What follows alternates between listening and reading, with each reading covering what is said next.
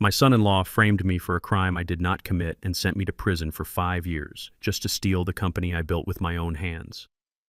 Every single month for 5 years he tried to visit me, not because he cared, but because he wanted to see if I was broken yet, and every single month I refused to give him the satisfaction. On the day of my release, I finally executed the plan I had been refining in the dark for 1,825 days. By the time the sun set that day, he was screaming and falling to his knees in the dirty snow, begging for a mercy I no longer possessed. Before I continue this story, please like and subscribe to the channel, and let me know in the comments where you are watching from. The heavy steel gate of the Illinois State Correctional Center slammed shut behind me with a final metallic thud that echoed in the freezing morning air.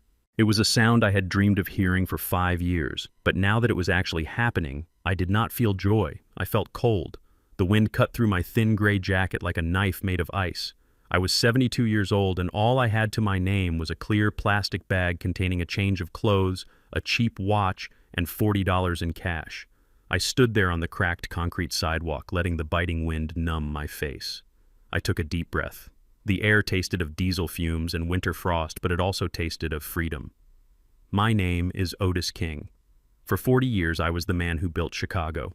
My hands, which are now rough and scarred from prison labor, once laid the foundations for skyscrapers and community centers. I started as a laborer mixing concrete until my back felt like it was breaking, and I ended up as the CEO of King Construction, one of the biggest black-owned contracting firms in the state. I had respect, I had a legacy, I had a family, and then I had nothing. I looked across the desolate parking lot expecting to see an empty road. I had no one coming for me. My wife Clara had passed away 10 years ago, God rest her soul. My daughter Jasmine had stopped taking my calls 3 months after the trial. I expected to walk to the bus stop alone, but I was not alone.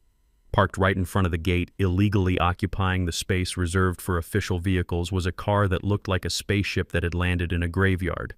It was a Porsche Panamera, jet black and polished to a mirror shine that reflected the gray sky. Leaning against it with his arms crossed over a cashmere coat that probably cost more than my lawyer's entire fee was Bradley Pierce, my son-in-law, the man who stole my life.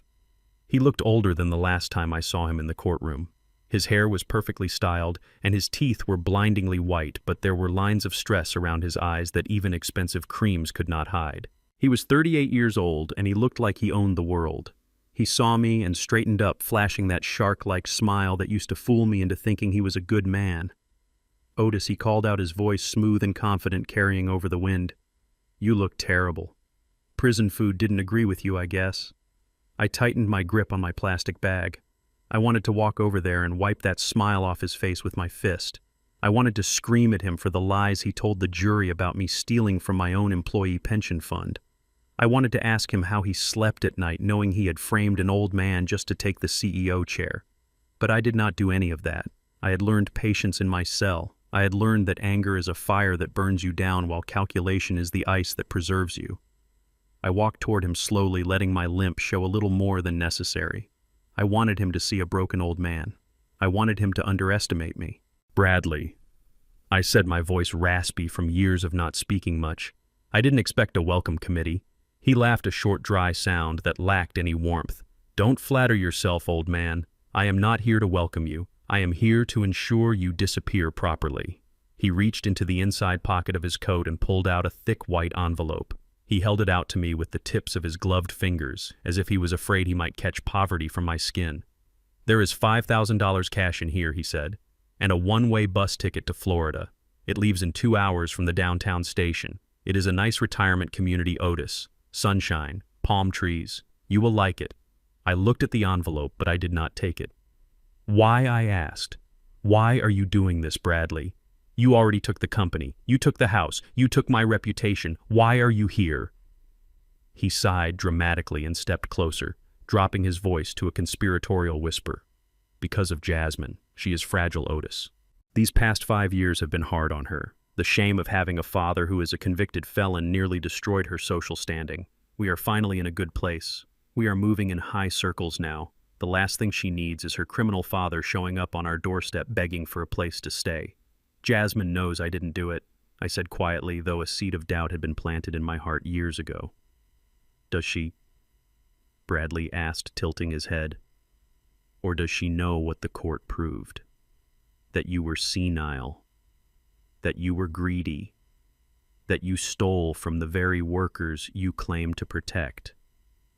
She hates you, Otis.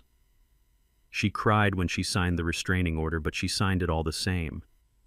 She does not want to see you, ever. The pain of those words hit me harder than the cold wind. Jasmine was my little girl. I had built that company for her. I had brought Bradley in as the CFO because I wanted to leave her in good hands. I treated him like the son I never had. I taught him the business. I invited him to Sunday dinners. And he repaid me by forging my signature on withdrawal slips and paying off witnesses to say I was losing my mind. I looked at the envelope in his hand again. $5,000. That was what he thought my life was worth. That was the price he was putting on my silence and my exile. Take it, Bradley urged, thrusting the envelope closer to my chest. Do not be stupid. You have nothing. Your bank accounts are frozen. Your credit is ruined. No one will hire a 72-year-old ex-con. This is Charity Otis. Take the money, go to Florida, and die quietly in the sun. It is the best offer you are going to get. I looked up from the envelope and locked eyes with him. For a second, I let the mask of the frail old man slip. I let him see the Otis King who used to negotiate multi-million-dollar contracts with mobsters and mayors alike. I let him see the fire that was still burning deep inside the ashes. Keep your money. Bradley, I said, my voice dropping an octave, steady and hard as granite. He blinked, surprised by the change in my tone. Excuse me, he said. I said keep it, I repeated. Use it to buy sleeping pills. Or maybe some good lawyers, because you are going to need them. Bradley stared at me for a moment, and then he burst out laughing. It was a loud, genuine laugh of disbelief. Are you threatening me? He asked, wiping a tear from his eye. You? Look at you, Otis. You are wearing clothes that smell like disinfectant. You are standing in the snow with a trash bag. I own the city. I am building the Pierce Tower, the tallest residential building in Chicago. I have the mayor on speed dial. You are a ghost. You are nothing. We will see about that, I said. I turned my back on him and started walking toward the road. I could hear him sputtering behind me, confused by my refusal. You are making a mistake, he shouted after me, his voice losing its cool composure. If you stay in Chicago, I will make your life a living hell. I will have the police on you for harassment if you come within 500 feet of my house. You will freeze to death on the streets, Otis. Do you hear me? You will die alone. I kept walking. I did not look back. I raised my hand and hailed a beat-up yellow taxi that was cruising past the prison looking for a fare. The driver, a young man with tired eyes, looked at me suspiciously as I opened the door. I do not have much cash, I told him, showing him the $40 from my release fund. Can you get me to the south side? He looked at the prison gate, then at me, and then he nodded. Get in, Pops. As the taxi pulled away, I looked out the rear window. Bradley was still standing there next to his Porsche, the white envelope still in his hand. He looked small in the rearview mirror. He looked like a man who thought he had won a game of chess without realizing his opponent had not even made his first move yet. He thought he had broken me. He thought prison had made me weak. He did not understand that prison is a forge. If you go in soft, you come out destroyed, but if you go in hard, you come out unbreakable. I sat back against the torn vinyl seat of the taxi and closed my eyes. The heater was rattling and blowing lukewarm air, but it felt like luxury after 5 years of drafty cells. Where to on the south side, the driver asked, watching me in the mirror. Take me to Marcus's Auto Repair on 47th Street, I said. You got family there? The driver asked, making conversation. Something like that, I murmured. I looked out the window as the gray landscape of the prison faded into the outskirts of Chicago. The city was changing. I could see new cranes on the skyline. I could see the skeleton of the Pierce Tower rising in the distance, dominating the view. It was supposed to be my legacy. It was supposed to be the King Tower. Now it bore the name of the man who stole it. My mind drifted back to the day of my arrest, the police coming into my office, the handcuffs, the look of mock horror on Bradley's face, the way he held Jasmine while she cried, telling her daddy had made a mistake. He had played the role of the concerned son-in-law perfectly. He had told the press he was devastated, but he would step up to save the company. He had told the judge he wanted leniency for me because of my advanced age and mental decline. Mental decline. That was his masterstroke. He convinced the world I was a senile old fool who got greedy. I touched the breast pocket of my thin jacket. Inside, sewn into the lining so the guards would never find it, was a single piece of paper. It was folded so small it was barely a lump. It was old and worn, fragile to the touch. Bradley thought he had taken everything. He took the bank accounts. He took the deeds to the house. He took the company stocks. But he forgot the most basic rule of construction. You can own the building, but if you do not own the ground it sits on, you do not own anything. He had been so busy stealing the fruit that he never bothered to check who owned the roots of the tree. The taxi hit a pothole and jolted me back to the present. I winced as pain shot through my bad knee. I was old. My body hurt. I had no money. I had no home. My daughter thought I was a criminal. But as I looked at the city skyline coming closer, I felt a cold, hard smile spreading across my face. Bradley Pierce was right about one thing. I was a ghost. And ghosts are very good at haunting the people who murdered them. "Driver," I said, leaning forward, "step on it. I have a lot of work to do." The driver nodded and accelerated. We sped toward the city, toward the betrayal, toward the lies, and toward the retribution that was 5 years overdue. The king was back in his city, and he was coming for his crown. The yellow taxi rattled over the potholes of Lakeshore Drive, the suspension groaning with every bump. I leaned my head against the cold glass of the window, watching the city of Chicago blur past me. It was a city I had helped build, literally. I knew the steel skeleton inside the skyscrapers. I knew how deep the pylons went into the mud of the riverbank. But as we drove away from the prison and toward the south side, the towering glass buildings faded into the rearview mirror, replaced by the jagged skyline of the past. My mind drifted, pulled back by the gravity of a memory I had replayed every night for 5 years in my cell. I closed my eyes, and suddenly the smell of stale taxi air was replaced by the scent of expensive leather and freshly brewed coffee in my old office. It was 5 years ago. A Tuesday, the day my life ended. I was sitting at my mahogany desk reviewing the quarterly reports. Bradley Pierce, my son-in-law and CFO, walked in. He was wearing a navy blue suit, the kind that cost more than a foreman's yearly salary. He looked concerned, his brow furrowed in a performance that in hindsight was worthy of an Academy Award. "Dad, we need to talk," he said, closing the door softly behind him. "It's about the employee pension fund." I looked up, confused. "What about it, Bradley? We just topped it up last month." He placed a folder on my desk. His hands were shaking slightly. A nice touch. He opened it to reveal a series of withdrawal slips. My signature was scrawled at the bottom of each one, thick, heavy strokes in black ink. It looked like my signature. It felt like my signature. But I had never signed them. "The auditors found these this morning," Bradley said, his voice dropping to a whisper. $3 million, Otis. Gone. Transferred to an offshore shell company. I stood up so fast my chair fell backward. "That is impossible. I never touched that money. That is for the workers. That is for the men and women who break their backs for us." Bradley walked around the desk and put a hand on my shoulder. "I know you think that, Dad. I know you believe it. But we have noticed things. You have been forgetting meetings. You have been confusing names. Jasmine and I, we are worried. The doctor said early onset dementia can manifest as paranoia and erratic financial behavior." I shoved his hand away. "I am not senile, Bradley, and I am not a thief." Just then the office door burst open. It wasn't my secretary. It was 2 detectives from the Financial Crimes Division. Behind them stood my daughter Jasmine. She was crying, her hands covering her mouth. "Daddy," she sobbed. "Bradley told me. He told me you were confused. Why did you do it?" I looked at her, my heart shattering.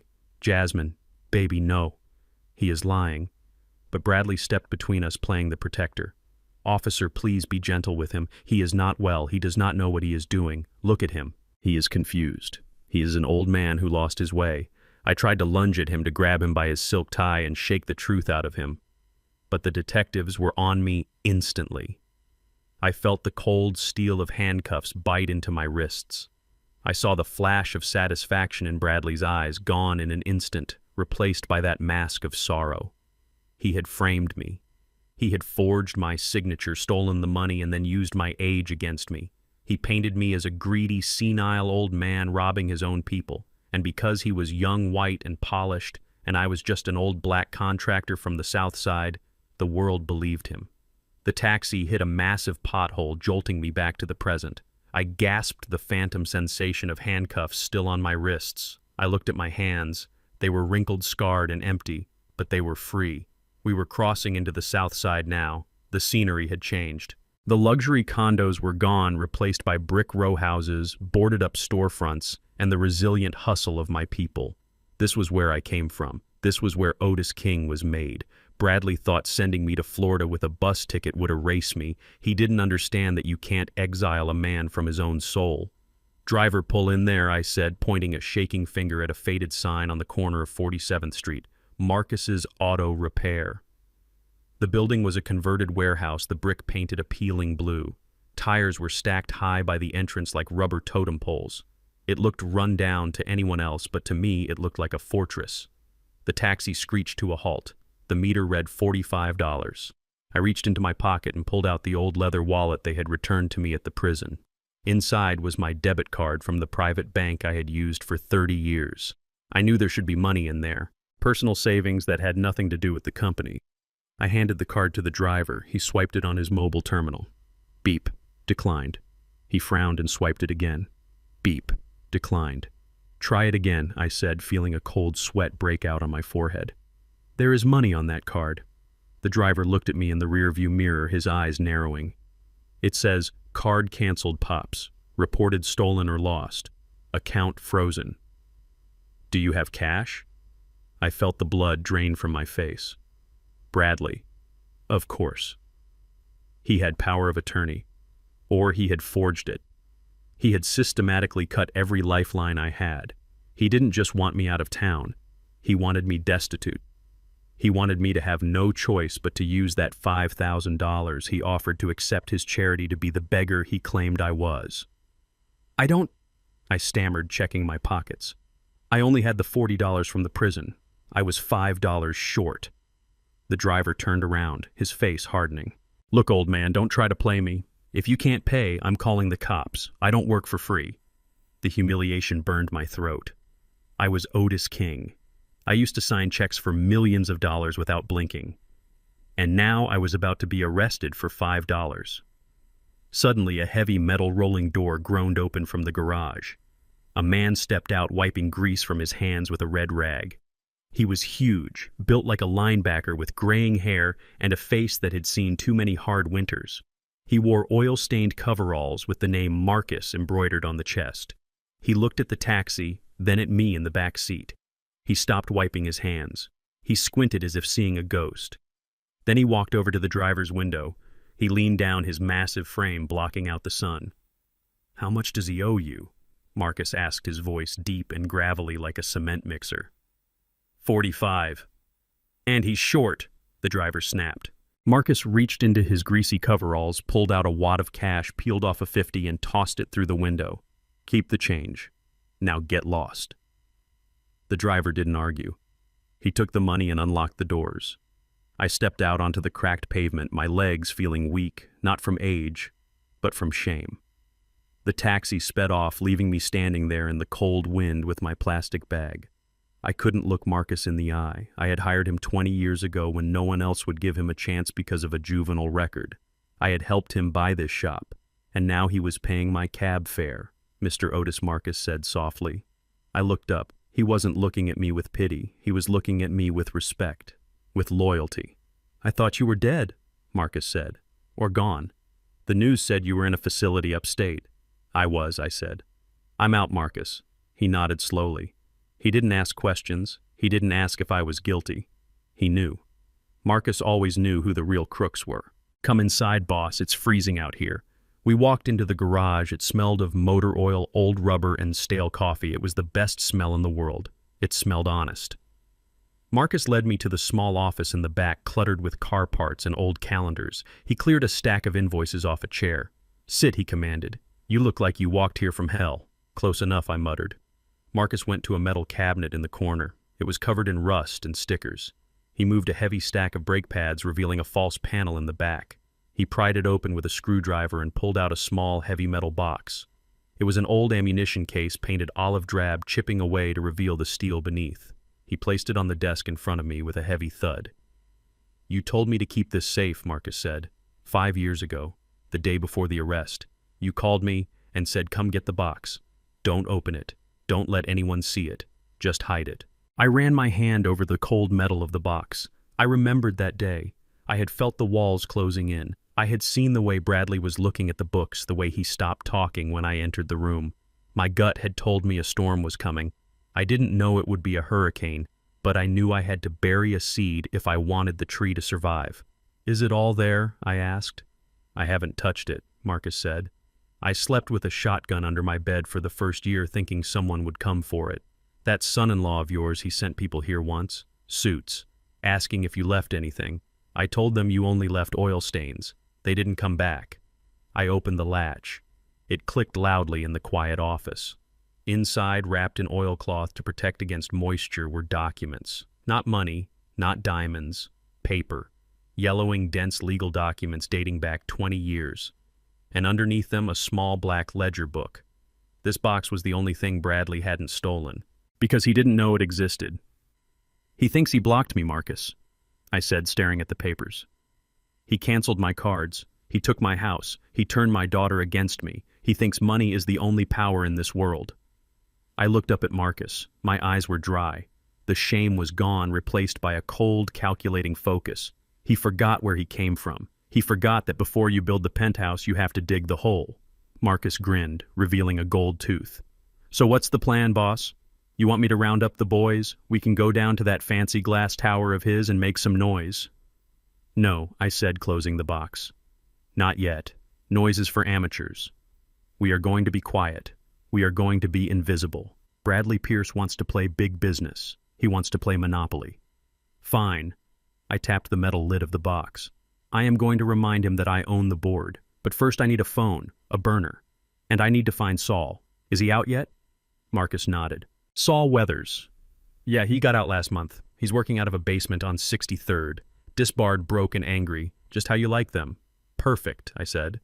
I stood up, grabbing my cane. The pain in my knee was still there, but I didn't feel it anymore. Adrenaline is a powerful painkiller. Bradley blocked my money. He thinks that stops me. He doesn't realize that in the South Side, currency isn't just numbers in a bank account. Currency is favors. Currency is loyalty. Currency is knowing where the bodies are buried and knowing who holds the shovel. Marcus handed me a prepaid phone from his drawer. "Welcome home, Mr. Otis," he said. I took the phone and dialed the number for Saul Weathers. It rang twice. "Yeah," a gravelly voice answered. "Saul, it's Otis," I said. There was a long pause, then a low chuckle. "Well, well, the construction king returns. I heard you got a one-way ticket to Florida." "I missed the bus," I said. "Get your suit ready, Saul. We have a skyscraper to tear down." I hung up the phone and looked at Marcus. "Let's get to work." My son-in-law thought he had buried me. He was right, but he forgot that I am a seed, and it was time to grow. 63rd Street was not a place for men like Bradley Pierce. It was a place where the streetlights flickered and the pavement was cracked by the roots of stubborn weeds that refused to die. It was a place where hope was a currency harder to come by than gold. But for me, it was the perfect war room. I stood in front of a narrow brick building sandwiched between a liquor store and a payday loan shark. A faded neon sign in the window buzzed with an irritating hum reading simply, "Tax Services and Notary." This was the castle of Saul Weathers. Saul was a legend in the state penitentiary. He had been a high-flying corporate lawyer 30 years ago, the kind who wore three-piece suits and billed $500 an hour. Then he got caught moving money that shouldn't have been moved for clients who shouldn't have existed. He lost his license, his wife, and 10 years of his life to the state. But inside the walls, he was the oracle. He knew every loophole, every technicality, and every gray area in the law. We had shared a cell for 2 years. He taught me that the law isn't about truth. It is about paperwork. I pushed open the door. A bell chimed softly. The office smelled of old paper, cheap instant coffee and cigarette smoke. Piles of files were stacked from the floor to the ceiling, a labyrinth of legal chaos. Sitting behind a desk that looked like it had been salvaged from a dumpster fire was Saul. He looked exactly as I remembered: disheveled gray hair, a stain on his tie, and eyes that were sharper than a razor blade. He didn't look up from the file he was reading. "You are 5 minutes late, Otis. I thought you construction types were punctual." "Traffic was bad," I said, closing the door behind me and locking it, "and I had to make a stop." Saul finally looked up. He took off his reading glasses and grinned. It was the grin of a wolf who just smelled a wounded deer. "You got the box?" I placed the heavy metal ammunition case on his desk. It landed with a dull thud that shook his coffee mug. "I got the box," I said. Saul rubbed his hands together. "Beautiful. I have been waiting a month for this. Ever since I walked out of that gate, I have been dreaming about what is inside here." He reached for a bottle of cheap whiskey in his drawer and poured 2 shots into paper cups. He slid one across the desk to me. "To freedom," he said. "To justice," I corrected him. We drank. The liquid burned, but it woke me up. Saul leaned back in his creaky chair. "So, tell me the situation. How is the prodigal son-in-law?" "He met me at the gate," I said, sitting down on a folding metal chair. "He offered me $5,000 and a bus ticket. He told me he is building the Pierce Tower. He told me he owns the city." Saul laughed. "The Pierce Tower. I have seen the billboards. Luxury living in the sky. It is the biggest project in Chicago right now. He leveraged everything to build that, didn't he? Everything." I nodded. "He mortgaged the company assets. He took out loans against future earnings. He even tapped into the private equity of investors who think he is the next real estate messiah. He needs that tower to sell out completely just to break even." "And if it doesn't," Saul asked, his eyes gleaming, "if it doesn't, he is not just bankrupt. He is buried. The banks will come for him. The investors will come for him. And the feds will come for him, because I know for a fact he is moving money around to cover the construction delays." Saul tapped his fingers on the metal box. "So what is the play, Otis? Do we sue him for the company theft? We can try to reopen your case. Prove the signatures were forged." I shook my head slowly. "No, that is a loser's game. Bradley owns the judges in that district. He has a team of lawyers who will bury us in motions for 10 years. I will be dead before I see a day in court. You can't beat a man in a casino he owns, Saul. You have to burn the casino down." I pointed at the box. "Open it." Saul undid the latch and carefully unwrapped the oilcloth. He pulled out the stack of yellowing documents. He started reading, his eyes scanning the legal jargon with the speed of a machine. He flipped through the pages, mumbling to himself. Deed of sale, 20 years ago, purchase price, location. Wait. He stopped. He went back a page. He looked up at me, then back at the paper. He pulled a map of the city out from under a pile of trash and spread it on the desk. He traced a line with his finger. "Otis," he whispered. "This deed. This isn't for the building." "No," I said softly. "This is for the land." Saul said, his voice rising in excitement. "The actual plot. 400 North Lake Shore Drive. You bought this personally. Not through the company." I leaned forward, resting my elbows on my knees. 20 years ago, that land was a dump. Nobody wanted it. The city was selling it for pennies. I bought it with my own savings. Cash. I didn't want the company to carry the liability if the environmental cleanup was too expensive. So I kept it in my name. "And the company?" Saul asked. "I leased it to the company," I explained. "A ground lease. 99 years. "No," I smiled.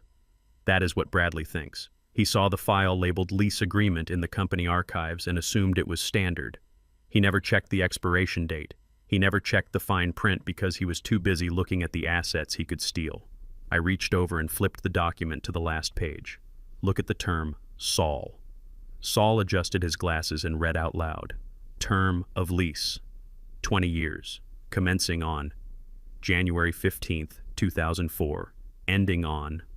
He stopped. He looked at the calendar on his wall. He looked back at me.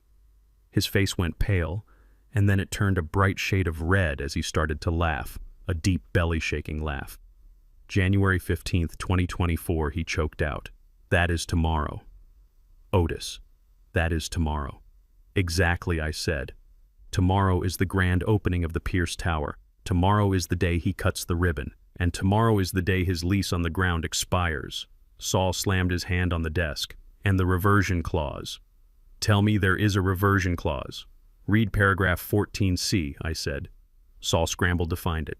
"Upon expiration of this lease, if the lessee has not renewed the agreement in writing at least 6 months prior to the termination date, all improvements, structures, and fixtures constructed upon the said land shall revert to the sole ownership of the lessor without compensation." Saul dropped the paper. He looked at me with pure awe. "Improvements and structures," he whispered.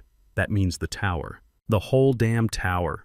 "He built a $500 million skyscraper on my dirt, Saul," I said, my voice cold. "And tomorrow at noon, that dirt stops being his playground." The lease expires. The land is mine. And everything sitting on that land becomes mine. Saul stood up and started pacing around the small office. This is diabolical. This is beautiful. He doesn't know. He has no idea, I said. He fired the old legal team 5 years ago when he took over. He hired cheap corporate lawyers who only look at digital files. The original deed and the wet ink lease were in that box. The copy in the office was destroyed in a flooding accident in the archives room 3 years ago. I heard about it from Marcus. Bradley thinks the digital record says 99 years because that's what he told his data entry clerks to type in when they migrated the system. He believes his own lie. Saul poured another shot of whiskey. So we don't sue him. We just show up. We evict him, I said. But we have to be careful. Saul warned his lawyer brain kicking back in. If we move too early, he can file for an emergency injunction. He can claim administrative error. He can try to force a renewal. That is why we need leverage, I said. We need to make sure that when the hammer drops, he has no friends left to call. We need to weaken him first. I need to know where his money is really coming from. I need to know who he is sleeping with. I need to know which inspectors he bribed. I looked at the stack of files in the box. There is a black ledger in there too. It contains the names of every favor I did for every contractor, union leader, and city official in this town for 40 years. I picked up the ledger and held it up. Bradley thinks power is money. Power is people, Saul. And a lot of people in this city still owe Otis King a favor. Saul sat back down, a wicked smile playing on his lips. So what is the first move? We rattle the cage, I said. We make him nervous. We make him make mistakes. I want to hit his financing. I want the bank to get cold feet. Can you draft a letter? Something anonymous.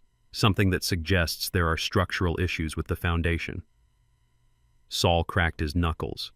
I can draft a letter that will make the bank president wet his pants. I know exactly which regulations to cite. I will make it look like it came from a whistleblowing engineer. Do it, I said. Send it tonight. And what are you going to do? Saul asked. I am going to see my daughter, I said, standing up. Saul frowned. Is that wise? You said she signed a restraining order. I need to see her eyes. Saul, I need to know if she is part of this or if she is a victim too. If she is with him, she goes down with him. But if there is any part of my little girl left in there, I have to try to pull her out of the wreckage before the building collapses. Saul nodded. Be careful, Otis. A wounded animal is dangerous, but a rich man who is about to lose everything is lethal. I buttoned my thin jacket. I am not afraid of him, Saul. I survived 5 years in a cage with murderers and rapists. Bradley Pierce is just a boy playing dress-up in a man's suit. I walked to the door and paused, looking back at the dingy office. It wasn't much, but it was ground zero. Get some sleep, Saul. Tomorrow we start taking back my city. Brick by brick. I stepped out into the night. The wind was howling off Lake Michigan, bitter and relentless. It bit into my skin, but for the first time in years, I didn't feel the cold. I felt the heat of the fire burning in my chest. I walked down 63rd Street, my cane tapping a rhythm on the concrete. Tap, tap, tap. It was the sound of a countdown. Bradley Pierce was sleeping in my bed, living in my house, and running my company. He was probably dreaming of his grand opening of the champagne of the applause. Let him sleep. Let him dream.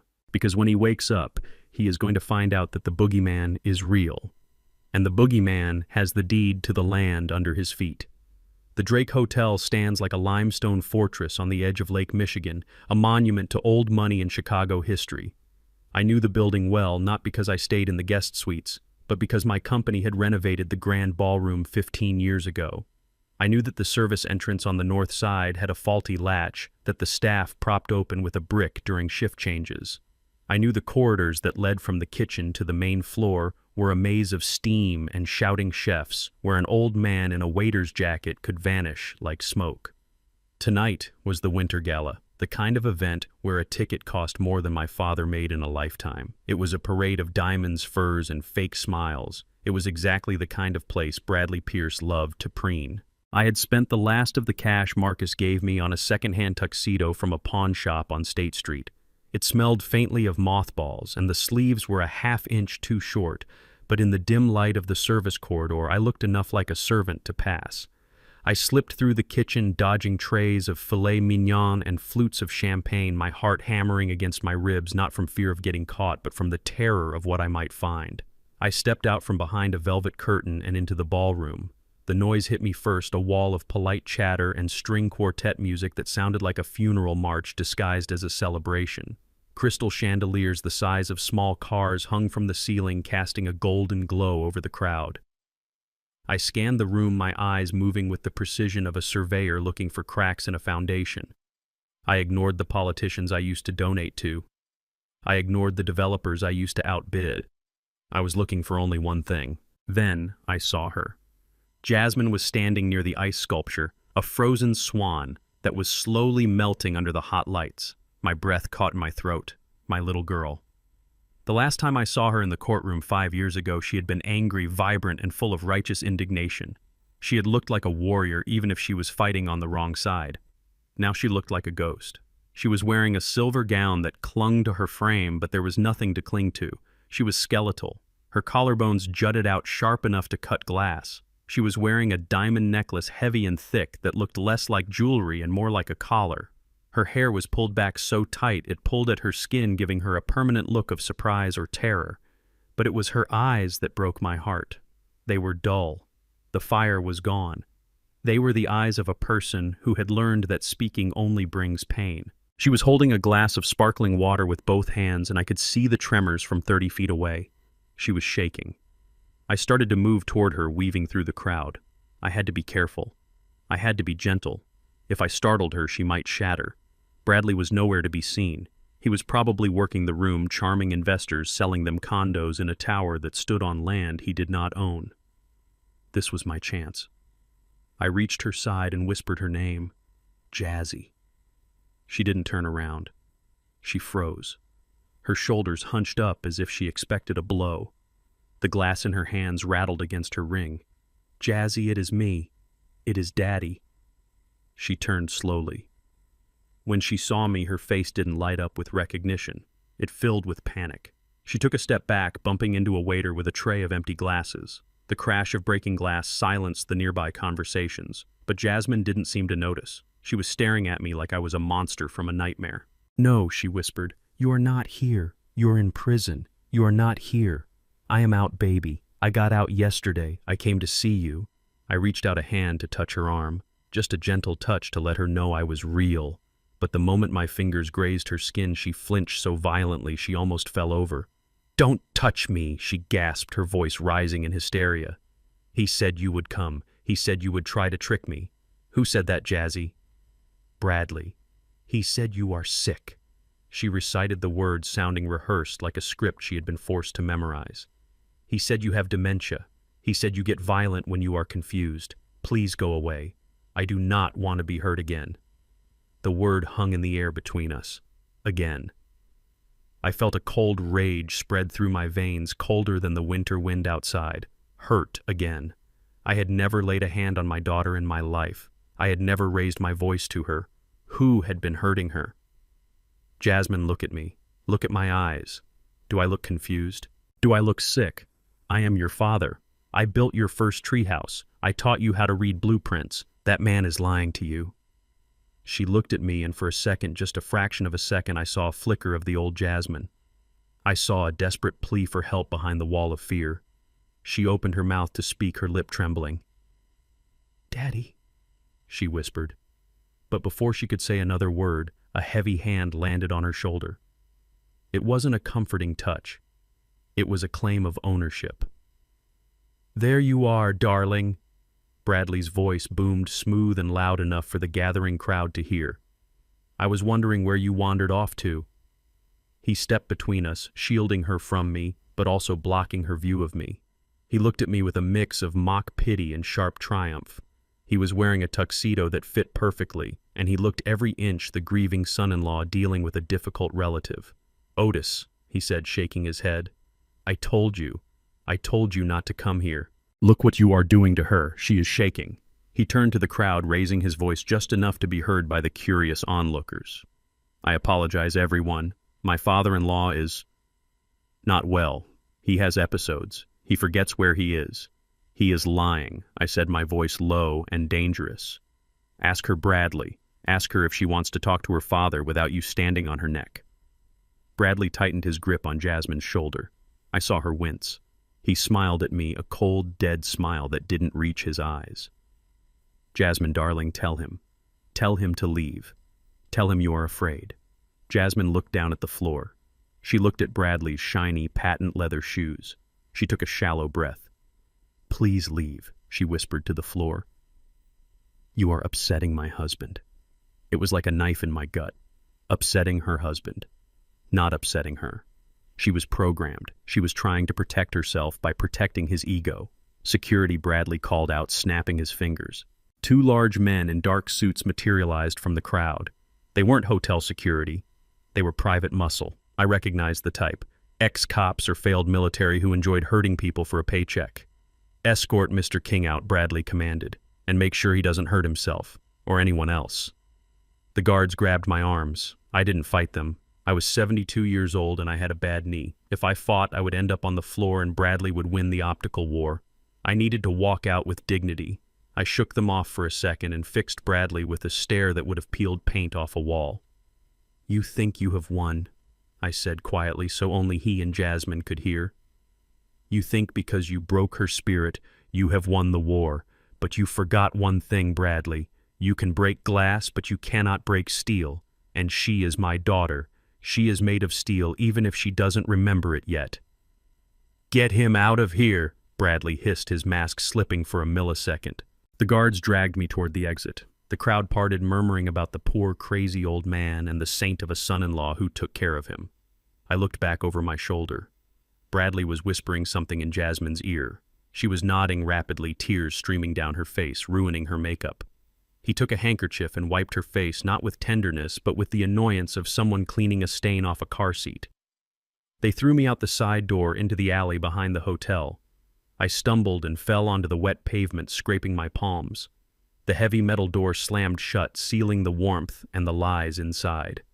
I sat there on the cold asphalt for a long time. My knee was throbbing. My cheap tuxedo was ruined. I was humiliated.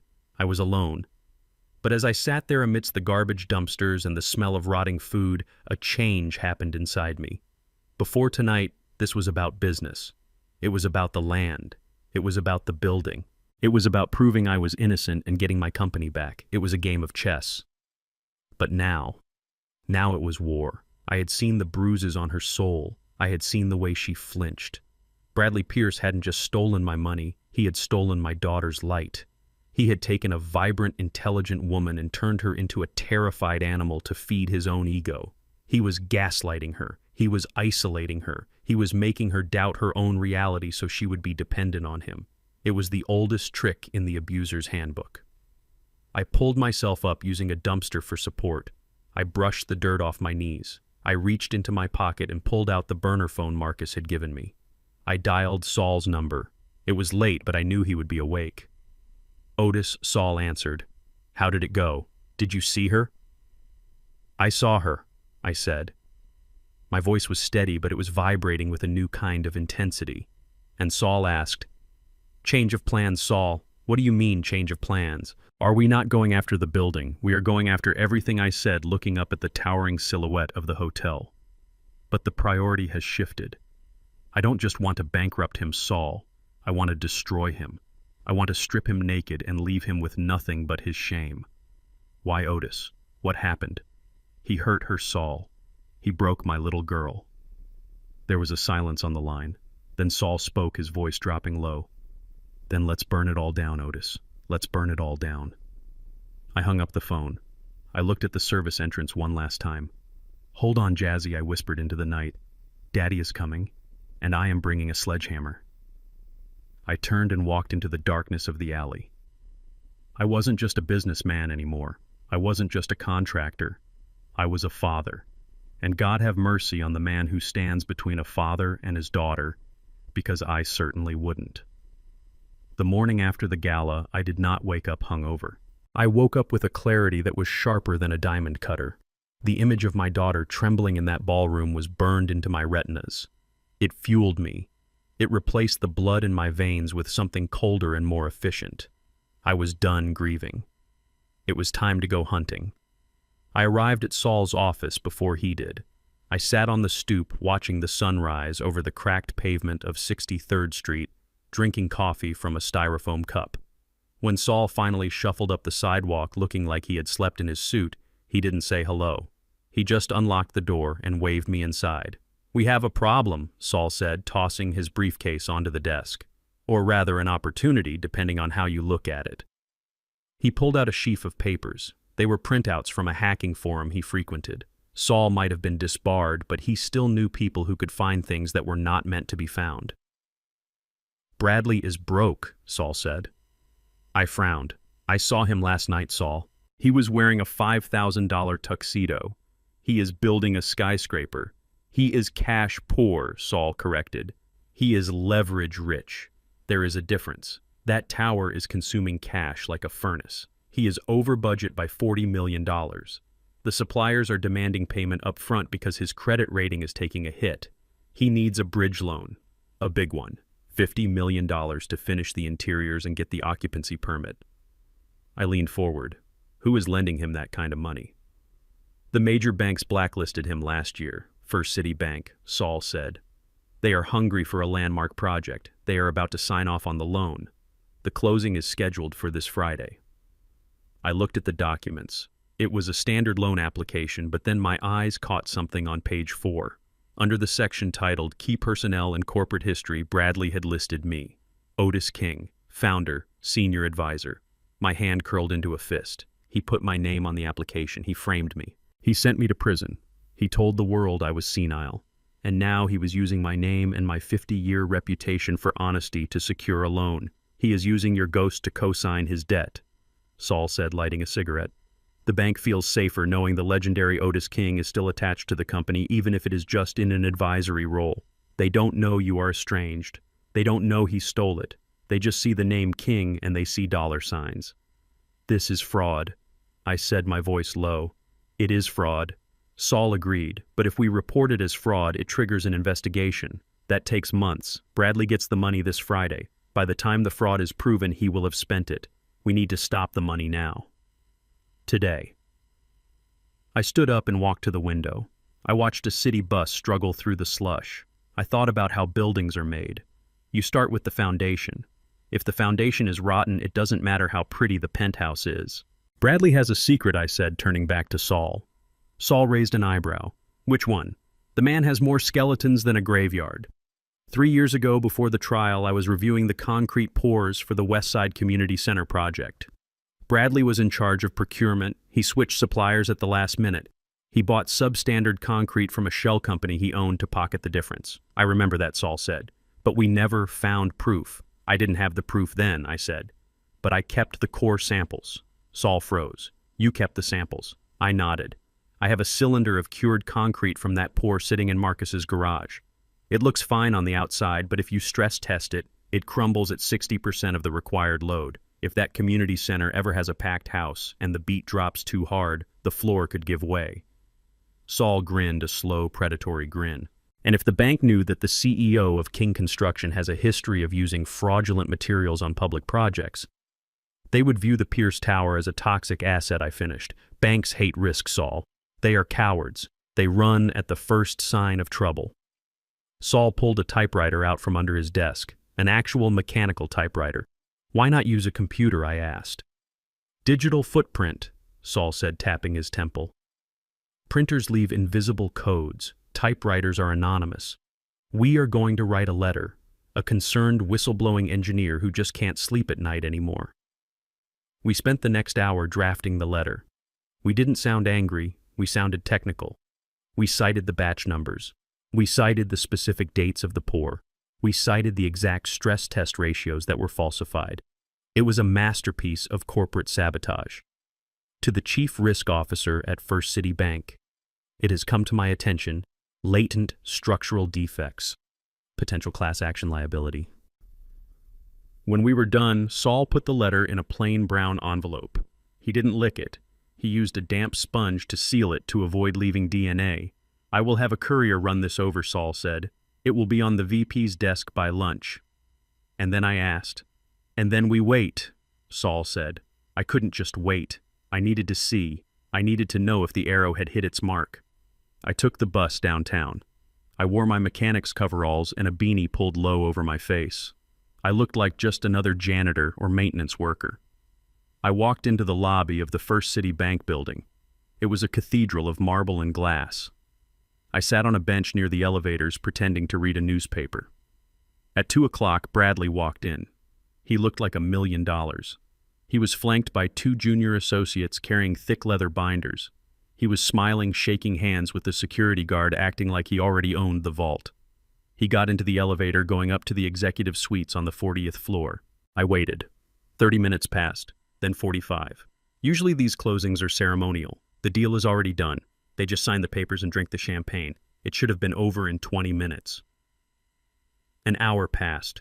Then the elevator doors opened. Bradley didn't walk out. He stormed out. His face was a shade of red I had never seen before. It was the color of raw meat.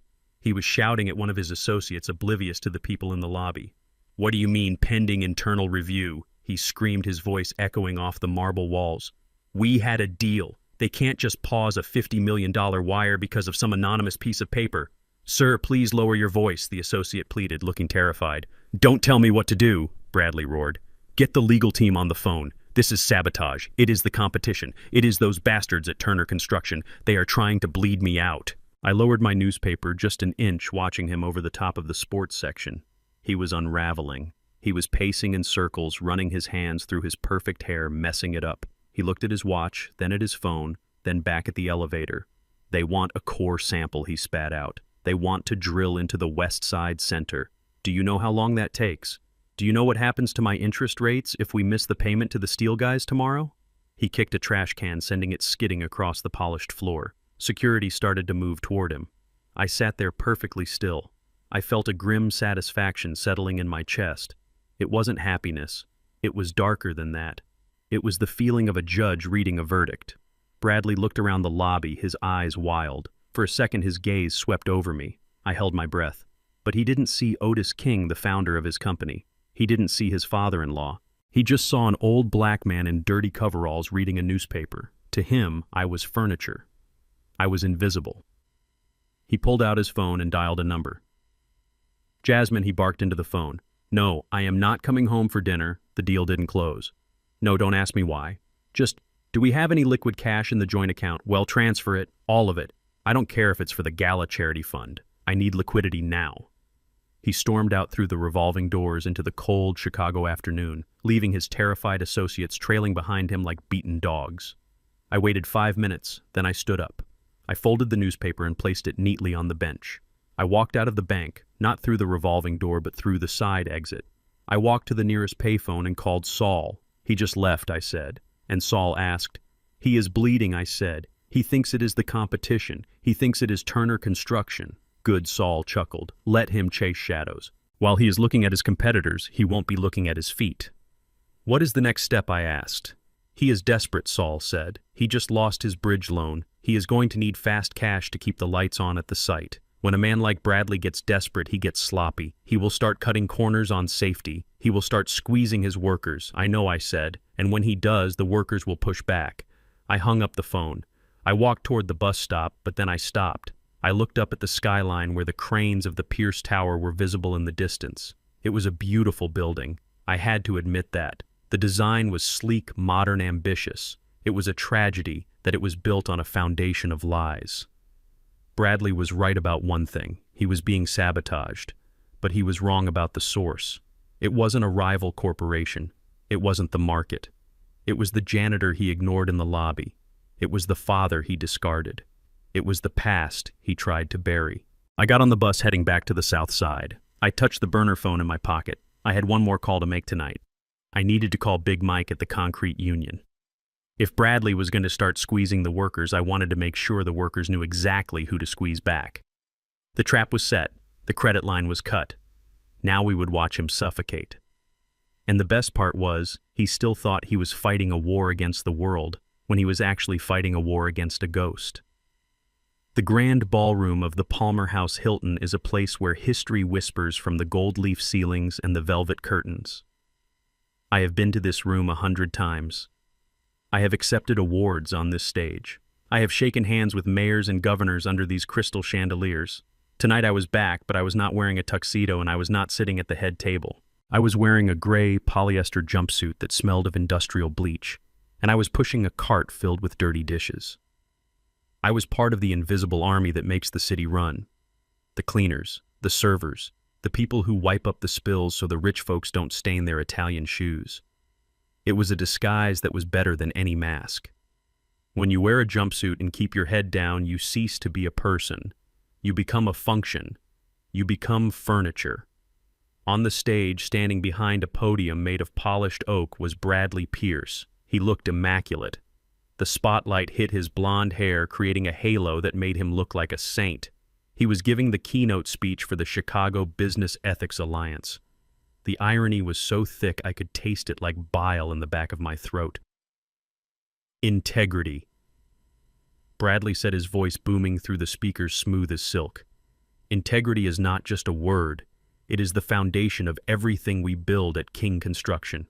When I took over from my father-in-law, I made a promise to build a future that is transparent, a future that is honest, a future that Chicago can be proud of. Applause rippled through the room, polite applause from men and women who would sell their own mothers for a percentage point.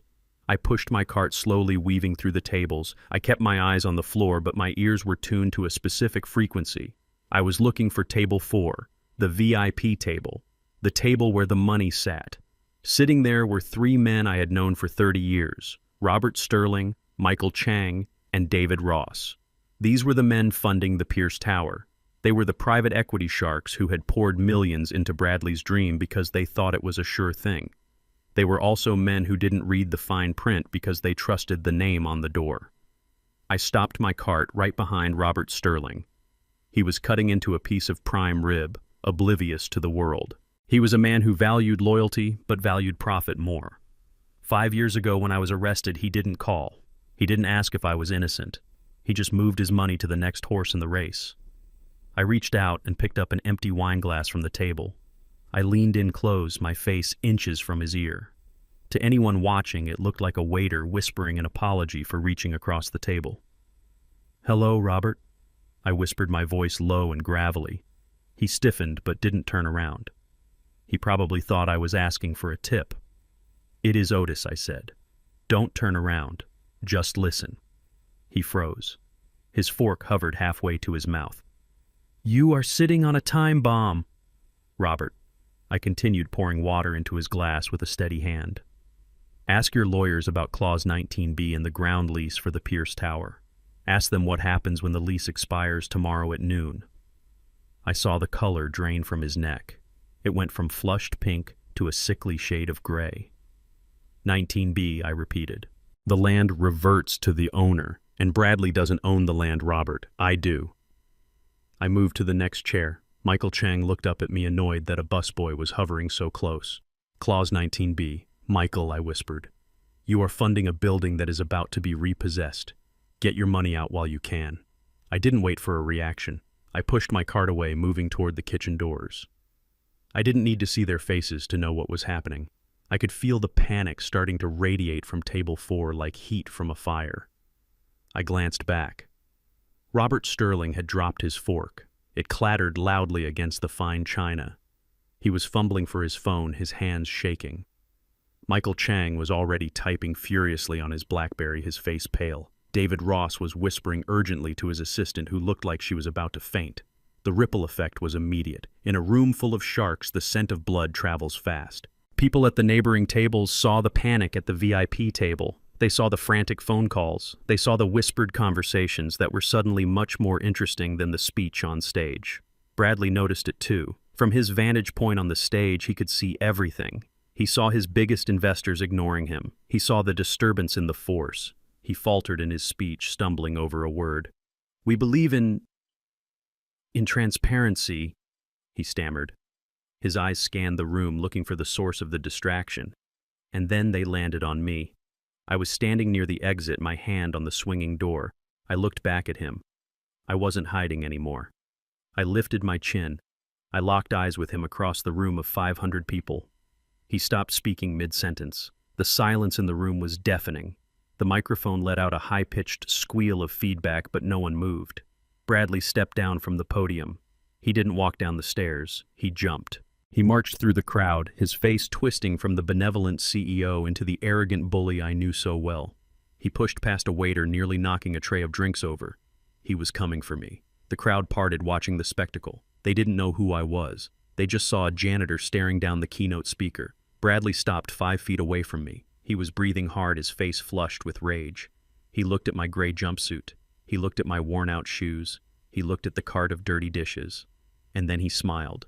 It was a cruel, ugly smile. "Well, well," he said loud enough for the back row to hear. "Look who we have here." I didn't know the prison work release program was catering this event. A few people chuckled nervously. Most just stared. "What are you doing here, Otis?" Bradley sneered, stepping closer, invading my personal space. "Did you run out of that charity money already? Are you here to beg from my friends?" I stood my ground.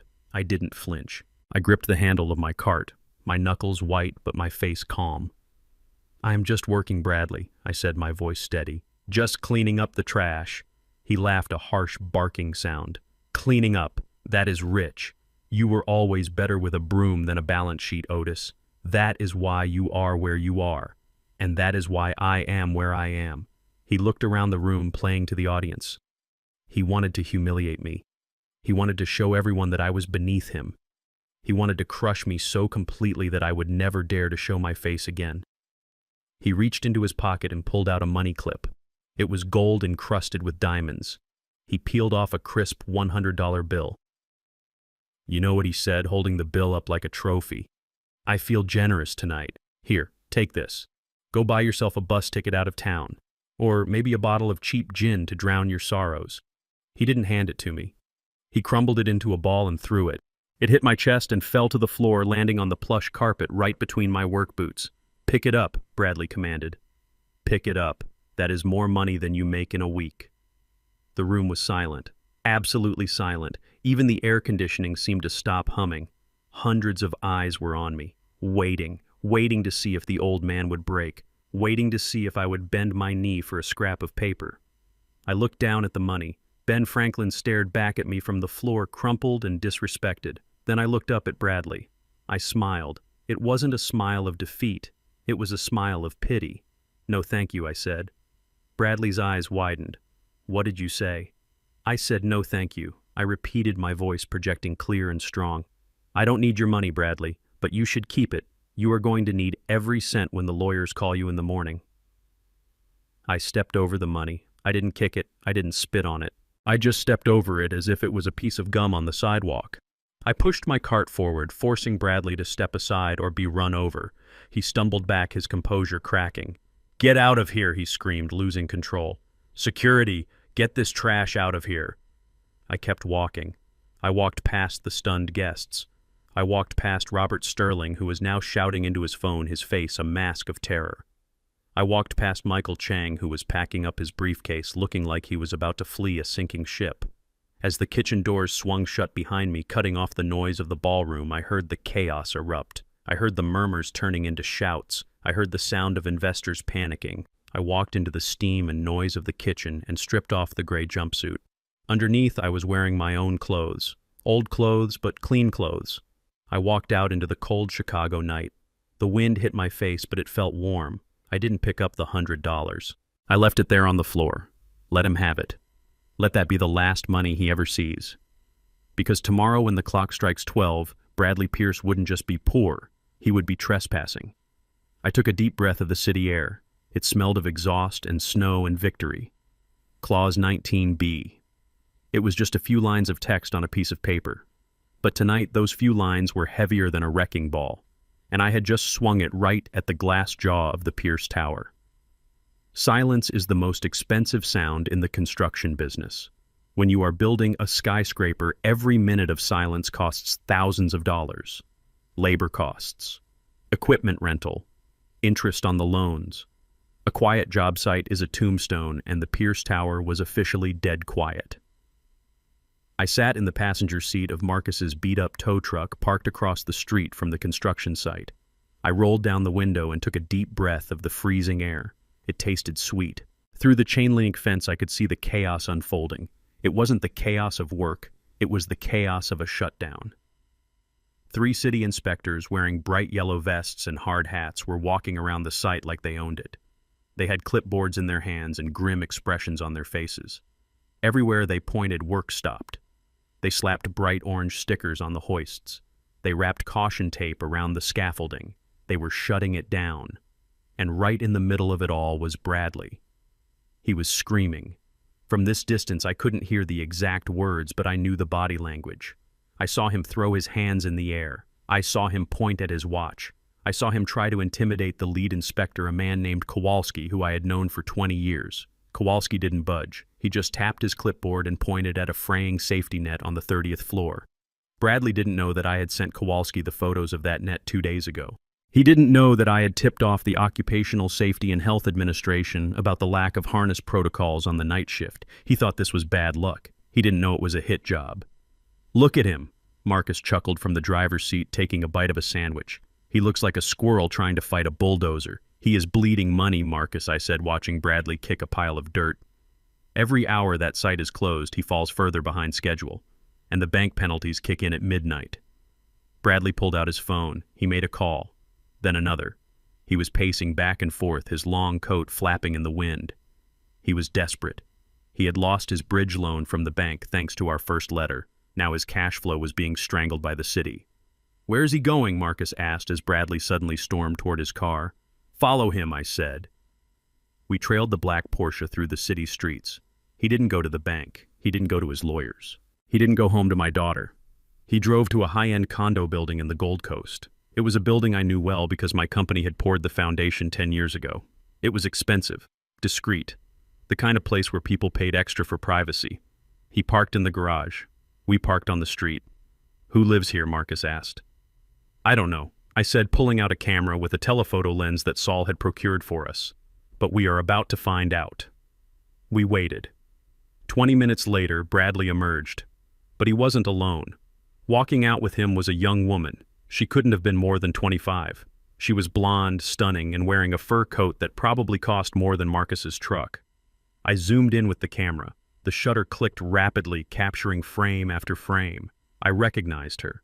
It was Tiffany, his executive assistant, the one who supposedly managed his calendar.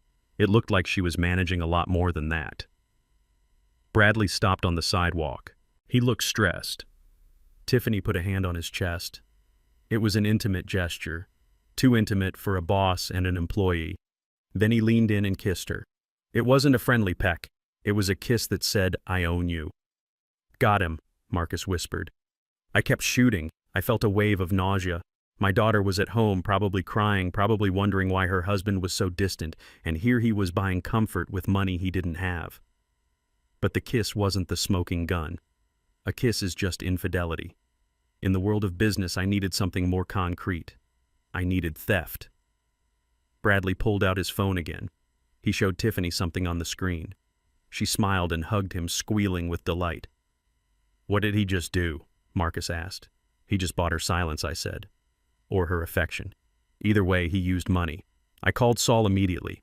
"Saul, he just made a transfer," I said, watching Bradley and Tiffany get into the Porsche. "Monitor the company accounts.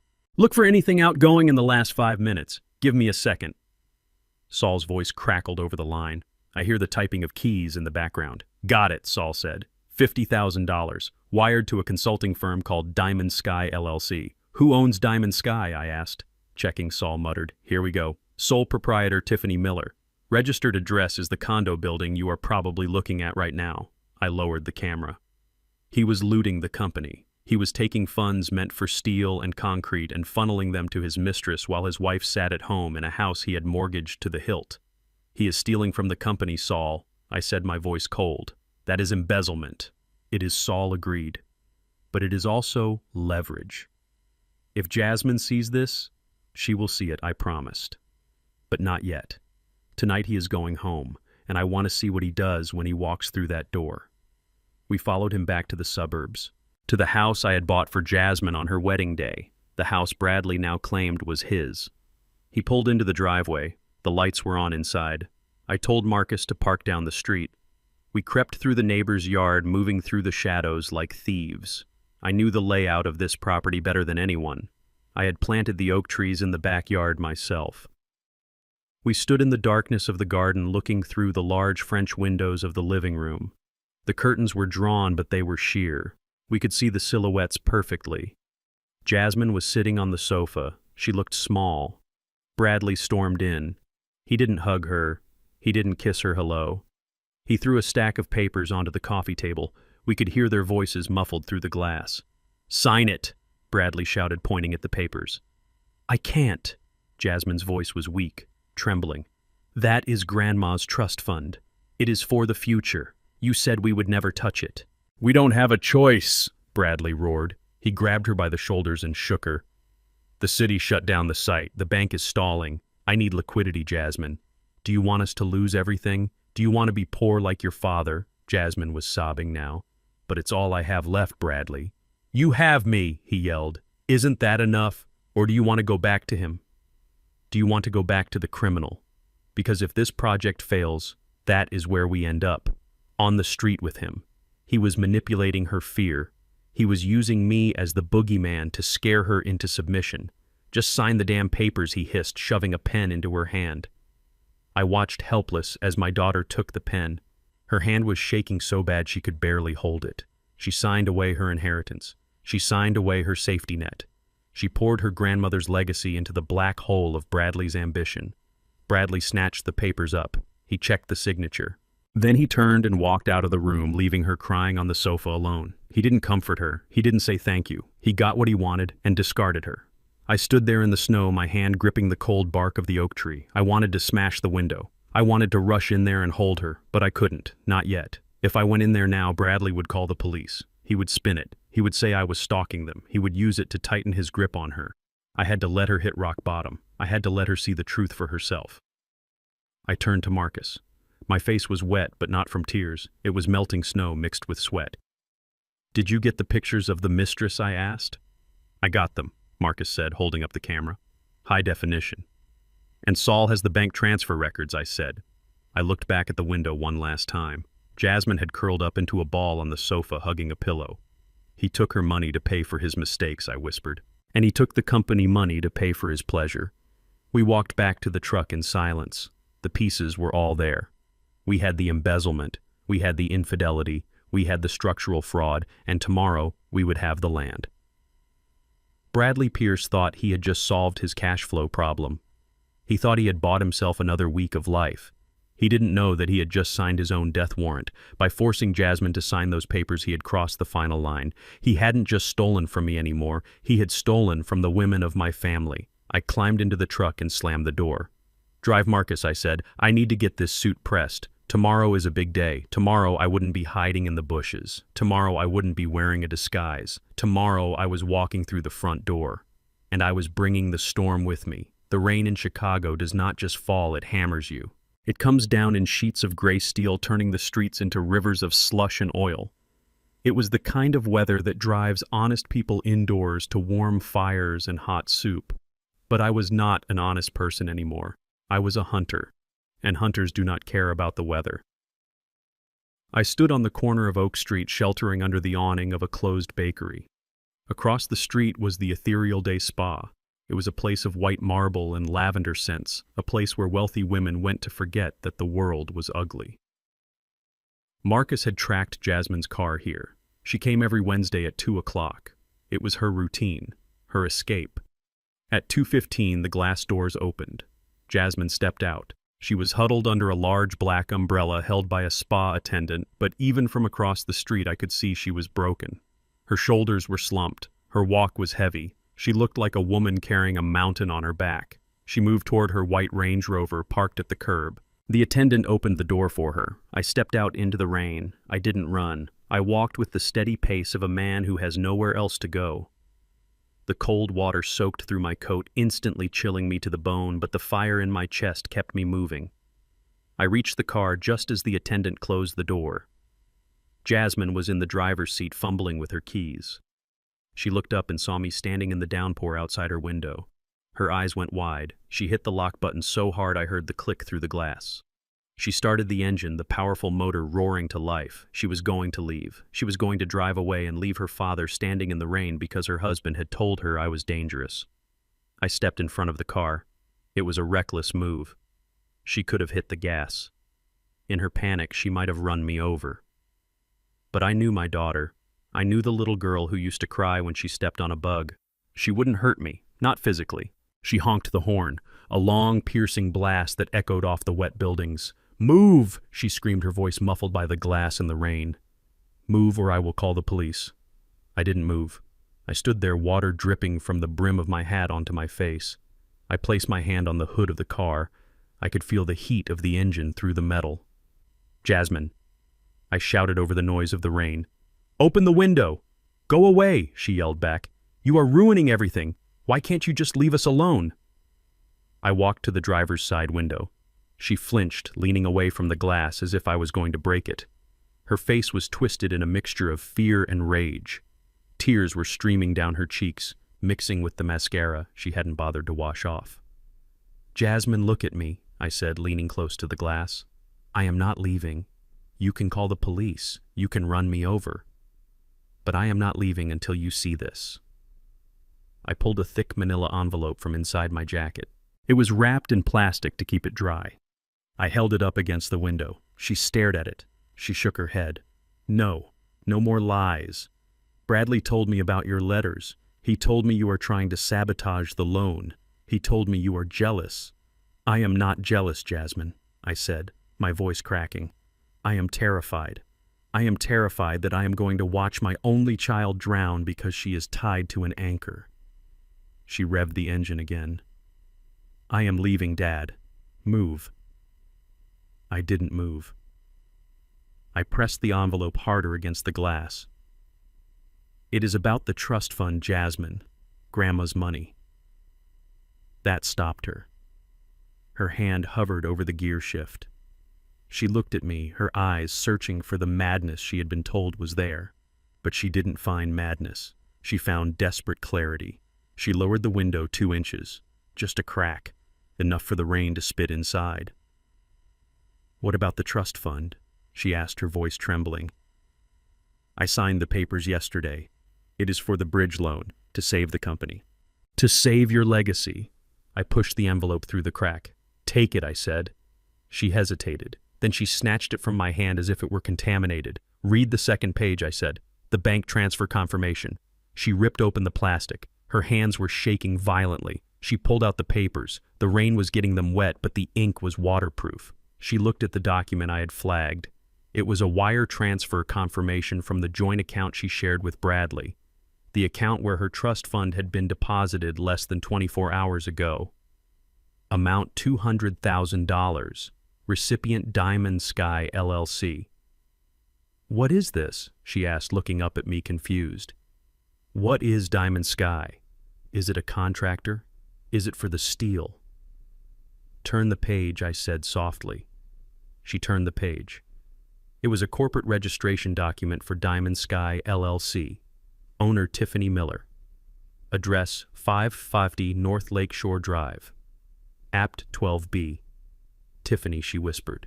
His assistant. "Read the memo line on the transfer, Jasmine." She looked back at the first page. In the memo field, Bradley had written something. He was arrogant. He thought no one would ever see this. He thought he was untouchable.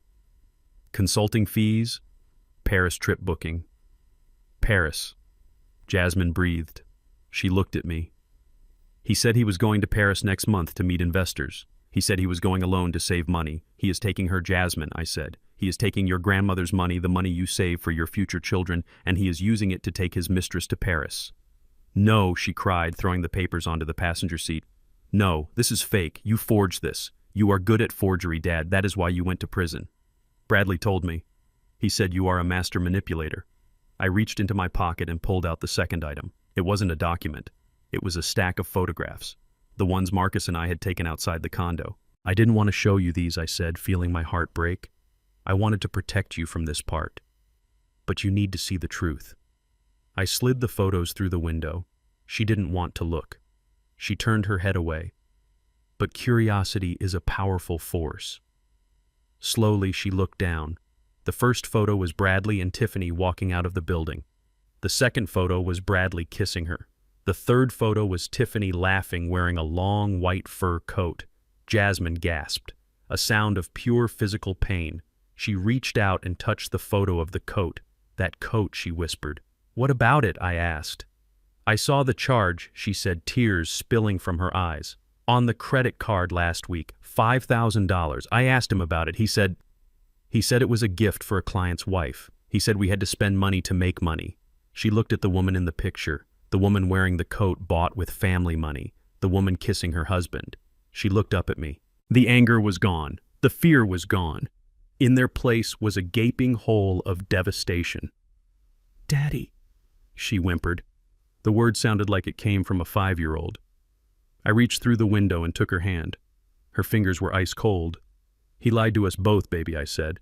He framed me to get the company, and he used you to get the money to keep it. He doesn't love you, Jasmine. He loves what you can give him. She slumped against the steering wheel, sobbing uncontrollably. The sound of her crying mixed with the drumming of the rain, creating a symphony of misery. I am so stupid, she choked out. I signed everything. I gave him everything.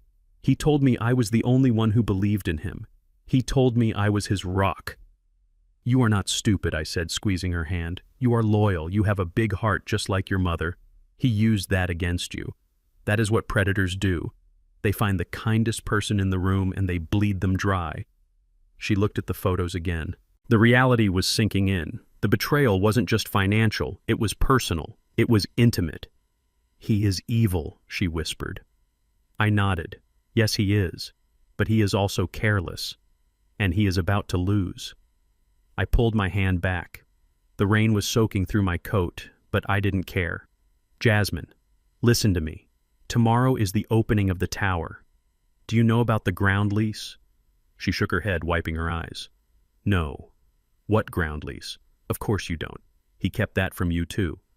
Tomorrow at noon, the land under that tower reverts to me. The building becomes mine. I am going to take it all back, Jasmine. The company, the name, everything. She looked at me stunned.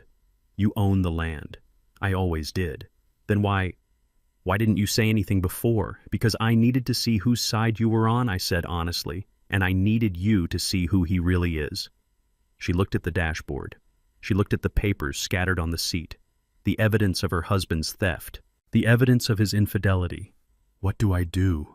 She asked. Her voice was stronger now, harder. Go home, I said. Act normal. Do not tell him you saw me. Do not tell him about the photos. Let him think he has won. Let him think he has the money. But he is stealing from me, she said, her hands gripping the steering wheel. He has already stolen it, I said. But if you play your part, we can get it back. Can you do that? Can you look him in the eye and lie to him the way he has lied to you for 5 years? She took a deep breath. She looked in the rearview mirror and wiped the mascara from her cheeks. She fixed her hair. He destroyed our family, she said. He made me hate my own father. Yes, I said. She looked at me. Her eyes were red, but they were clear. The fog of gaslighting was lifting. I can do it, she said. Good. Tomorrow come to the opening. Stand by his side. Smile for the cameras. And when I walk in, just step aside. I will, she promised. I stepped back from the car. I felt a weight lift off my chest. I had my daughter back. She was wounded, she was bleeding, but she was back. Drive safe, Jazzy, I said. Daddy, she called out just as she was about to roll up the window. Yes, I am sorry. For everything. For not visiting. For believing him. I smiled. It was the first genuine smile I had smiled in years. We will have time for apologies later, I said. Right now, we have a war to win. She nodded and rolled up the window. The white Range Rover pulled away into the traffic, disappearing into the gray curtain of rain. I stood there for a moment alone on the sidewalk. I was soaked. I was cold. I was tired, but I felt invincible. Bradley Pierce had made a mistake. He thought he could divide and conquer. He thought he could isolate the daughter to destroy the father. He didn't realize that blood is thicker than water and much thicker than the ink on a stolen check. I turned and walked toward the bus stop. The rain felt different now. It didn't feel like it was hammering me. It felt like it was washing the city clean, preparing it for a new beginning. Tomorrow the storm would break, and Bradley Pierce was going to drown. You cannot build a skyscraper with just money. You can have all the millions in the world, you can have the fanciest architects from New York and the slickest lawyers from Harvard, but at the end of the day, concrete does not pour itself. Steel beams do not fly into the sky on wings of cash. It takes hands to build a tower. Rough, scarred, calloused hands. The hands of men who wake up at 4 in the morning and drink bad coffee and risk their lives hanging 50 stories in the air. Bradley Pierce never understood this. To him, the workers were just line items on a spreadsheet. They were costs to be minimized. They were replaceable parts in a machine he thought he controlled. But I knew them. I knew them because I was one of them. Before I wore a suit, I wore a hard hat. Before I signed checks, I carried rebar. And for 40 years, I made sure that every man who worked on a King construction site was treated with respect. I paid for their kids' braces. I covered their medical bills when the insurance companies tried to deny them. I went to their weddings and I went to their funerals. Bradley thought he stole my company, but he only stole the logo. He didn't steal the army. I sat in the back booth of Big Earl's Rib Shack on 87th Street. The air was thick with the smell of hickory smoke and barbecue sauce. Across from me sat 3 men who looked like mountains carved out of granite. Big Mike, the head of the concrete union, Sal, the foreman of the electrical brotherhood, and Pops Jenkins, who had been running the plumbing crews in this city since before Bradley was born. They looked at me with eyes that had seen too much. They knew I had been to prison. They knew what the papers said, but they also knew the truth because they knew the man. Otis, Big Mike said, his voice rumbling like a cement mixer. "We heard you were back. We heard you were staying quiet. I said, dipping a fry into the sauce. But silence doesn't work with a man like Bradley. He thinks he can treat you like dogs. I heard he cut the overtime pay last week." Sal slammed his hand on the table. He cut the overtime and he cut the safety budget. He switched to cheap harnesses, Otis, cheap Chinese knockoffs. One of my boys slipped yesterday. If that line had snapped, "He won't stop," I said calmly. "He is bleeding money. He needs to finish the Pierce Tower fast, so he is going to push you harder. He is going to cut more corners. He is going to put your lives at risk to save his profit margin." Pops Jenkins leaned forward. "So what do you want us to do, Otis? You want us to walk?" I shook my head. "No. If you walk, he sues the union for breach of contract. He brings in scabs from out of state. We have to be smarter than that. We don't strike." We pause. I slid a piece of paper across the table. It was the report I had sent to the bank, the one about the structural integrity. "This is a safety concern," I said. "Under OSHA regulations and union bylaws, if a worker has a reasonable suspicion that a site is unsafe, they have the right to stop work until a full inspection is conducted. A full inspection." Big Mike picked up the paper and read it. A slow smile spread across his face. "A full inspection," he mused. "That could take days, maybe weeks if we find irregularities. And while you are inspecting," I said, "nobody works. The cranes stop, the trucks stop, the hammers stop." Pops Jenkins chuckled. "And since it is a safety stand down, he has to pay us while we wait. It is in the contract you wrote 20 years ago, Otis." "Exactly," I said. The next morning at 7 o'clock, Bradley Pierce arrived at the construction site, ready to scream at his project managers to speed up. He stepped out of his black Porsche expecting to hear the roar of machinery. He expected to hear the rhythm of progress. Instead, he heard the wind whistling through the steel girders. Silence. 400 workers were on site. But they weren't working. They were standing in the yard, arms crossed, wearing their hard hats, staring at the building in absolute silence. It was a wall of humanity, a wall of defiance. I wasn't there, but Marcus was watching from the street with his camera. He told me Bradley lost his mind. He ran up to Big Mike screaming until his face turned purple. "Get to work," Bradley yelled. "Why are the cranes not moving? I am paying you to build, not to stand there like statues." Big Mike didn't flinch. He just handed Bradley a clipboard. "Safety concern. Mr. Pierce," Mike said, his voice calm and loud. "We found some anomalies in the foundation concrete. We cannot proceed until we verify the structural integrity of the north face. Safety first. Just like it says in your company handbook." Bradley tore the clipboard out of his hand and threw it on the ground. "This is bullshit," he screamed.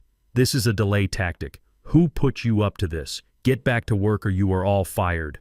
Big Mike took a step forward. He towered over Bradley.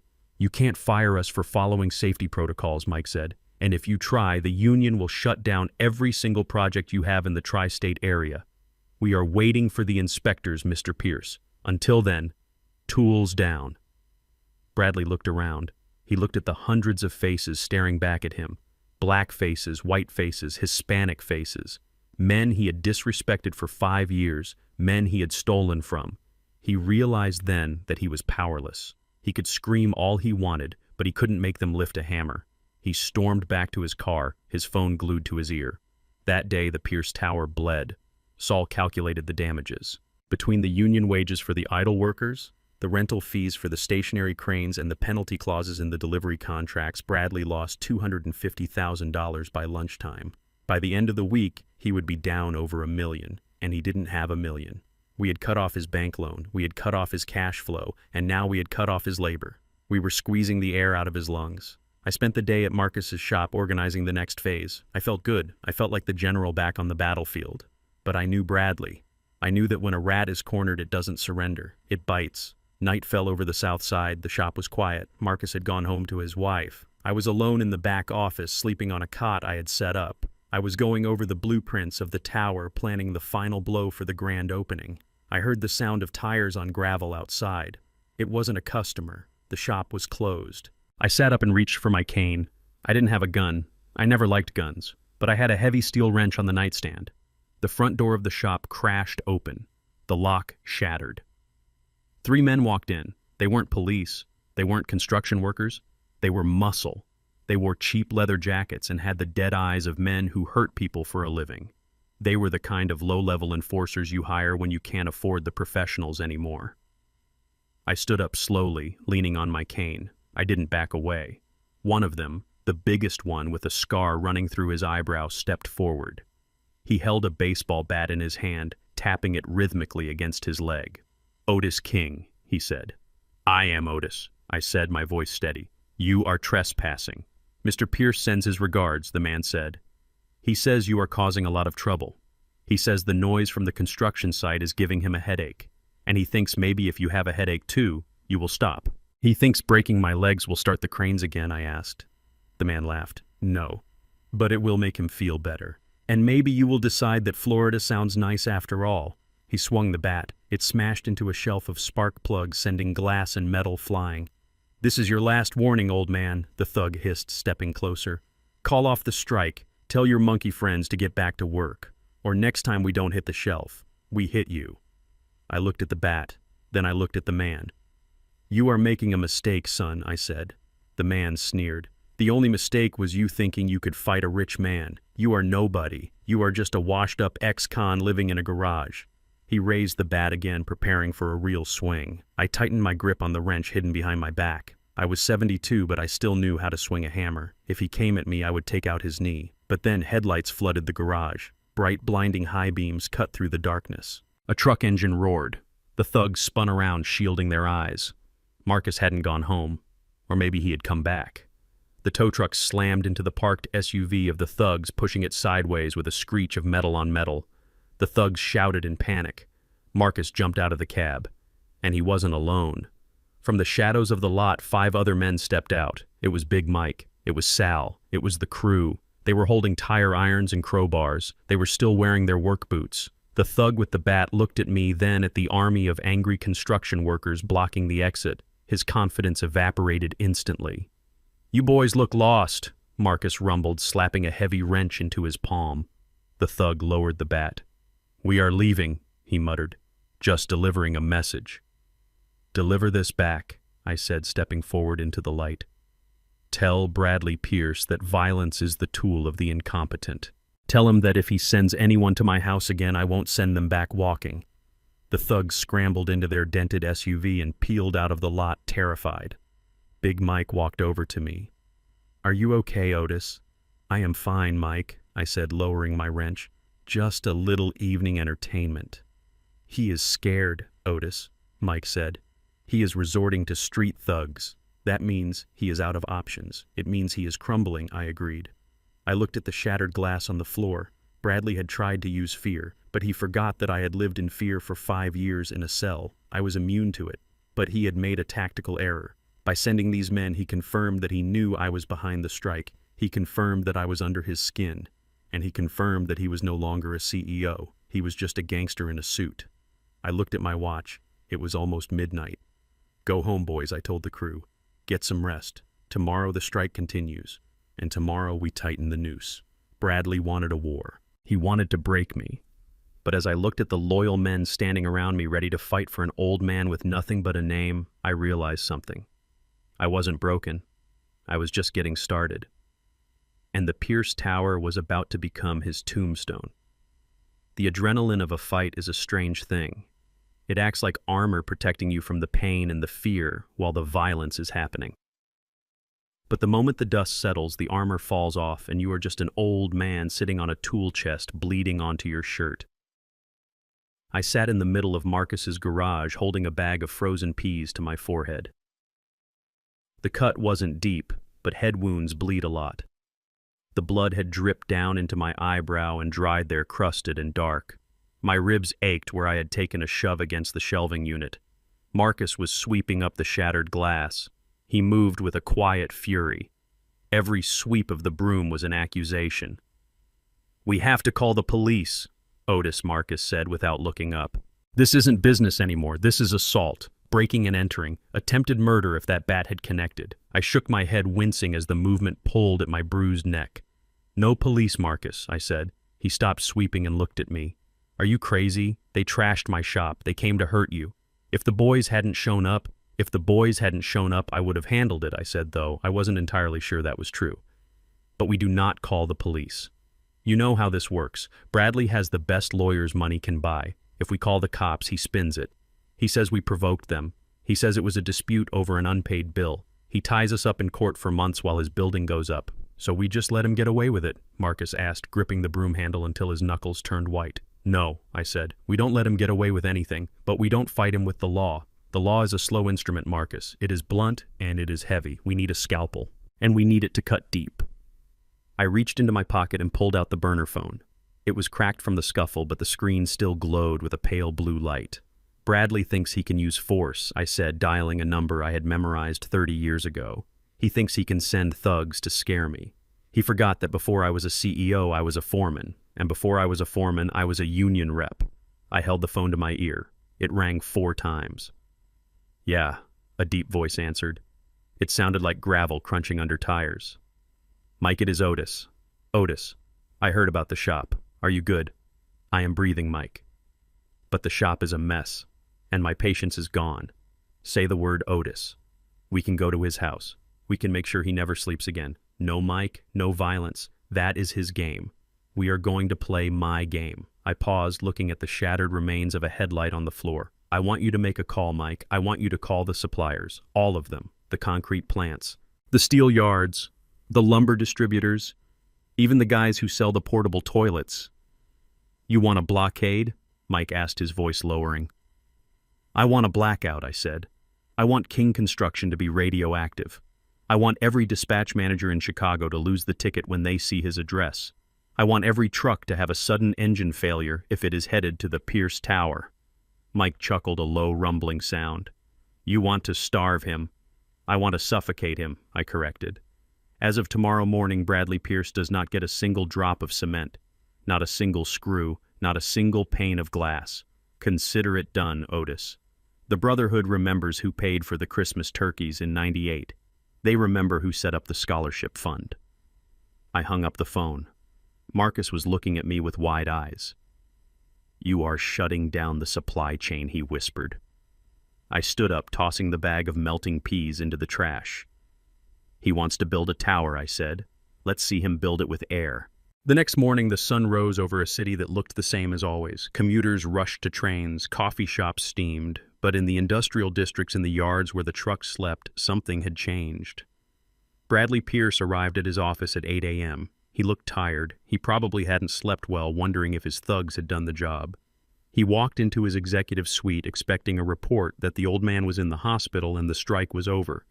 Instead, he found his project manager, a young man named Kevin, pacing the floor, pulling his hair out. "What is it?" Kevin Bradley snapped, throwing his coat on the sofa. "Are the workers back?" "No, sir," Kevin stammered. The workers are still standing outside, but that is not the problem. Then what is the problem? It is the concrete, sir. The trucks. They didn't show up. Bradley frowned. What do you mean they didn't show up? We have a pour scheduled for the south ramp today. Call the plant. I did, sir. I called O'Malley Concrete. They said they are out of stock. Out of stock, Bradley laughed. They are a concrete plant, Kevin. How can they be out of concrete? That is what they said. So I called the backup supplier, Miller Mix. They said all their trucks broke down this morning. All of them, sir. 12 trucks. Bradley went still. He walked over to the window and looked down at the street. It was empty. Usually by this time of day there would be a line of mixer trucks waiting to enter the site. Today there was nothing but pigeons. Call the steel guys, Bradley ordered, his voice tight. We need the beams for the 45th floor. I called them, Kevin said, his voice trembling. They said there was a clerical error with our credit line. They put a hold on all deliveries until it is resolved. Bradley turned around slowly. His face was pale. This is impossible, he whispered. This is a conspiracy. He picked up the phone himself. He didn't call the dispatchers. He called the owners. He called men he had played golf with, men he had drank scotch with. Jim, he said, forcing a laugh into the receiver. It is Bradley. Listen, we have a little hiccup with the concrete delivery. He stopped. He listened. His smile faded. What do you mean you can't help? Bradley hissed. I am your biggest client. I spent $4 million with you last year. Jim, don't hang up on me. He slammed the phone down. He won't deliver, Bradley said to the empty room. He said he has labor issues. He said his drivers refused to cross the picket line. He tried another number, and another. Every call was the same. Polite refusals, vague excuses, technical difficulties. It was a wall, a silent, invisible wall that had been erected around his company overnight. Bradley didn't understand it. He had money, or at least the promise of money. He had contracts.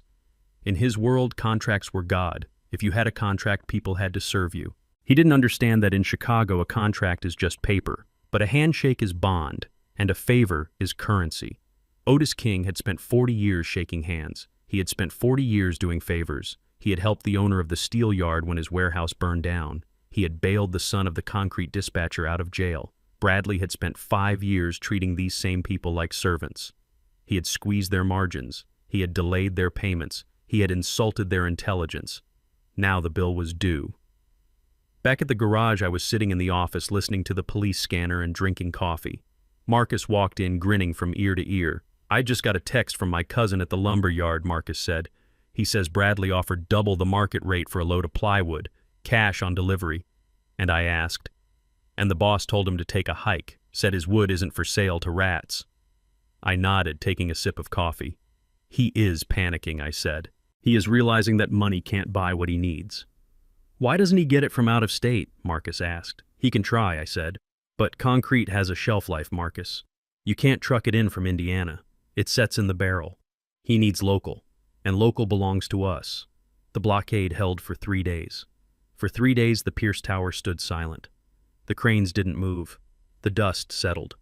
The unfinished skeleton of the building loomed over the city like a monument to failure.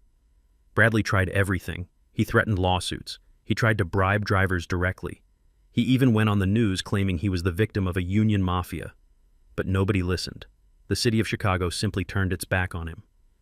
On the third night, I received a call from an unknown number. I knew who it was before I answered. Otis. The voice was slurred. He was drunk. Hello, Bradley. Make it stop, he whispered. Please, make it stop. I can't breathe. The interest payments are eating me alive. The penalties. Otis, please. I didn't feel triumph. I didn't feel joy. I just felt a cold, hard resolve. You sent men to my house, Bradley, I said softly. You tried to hurt me.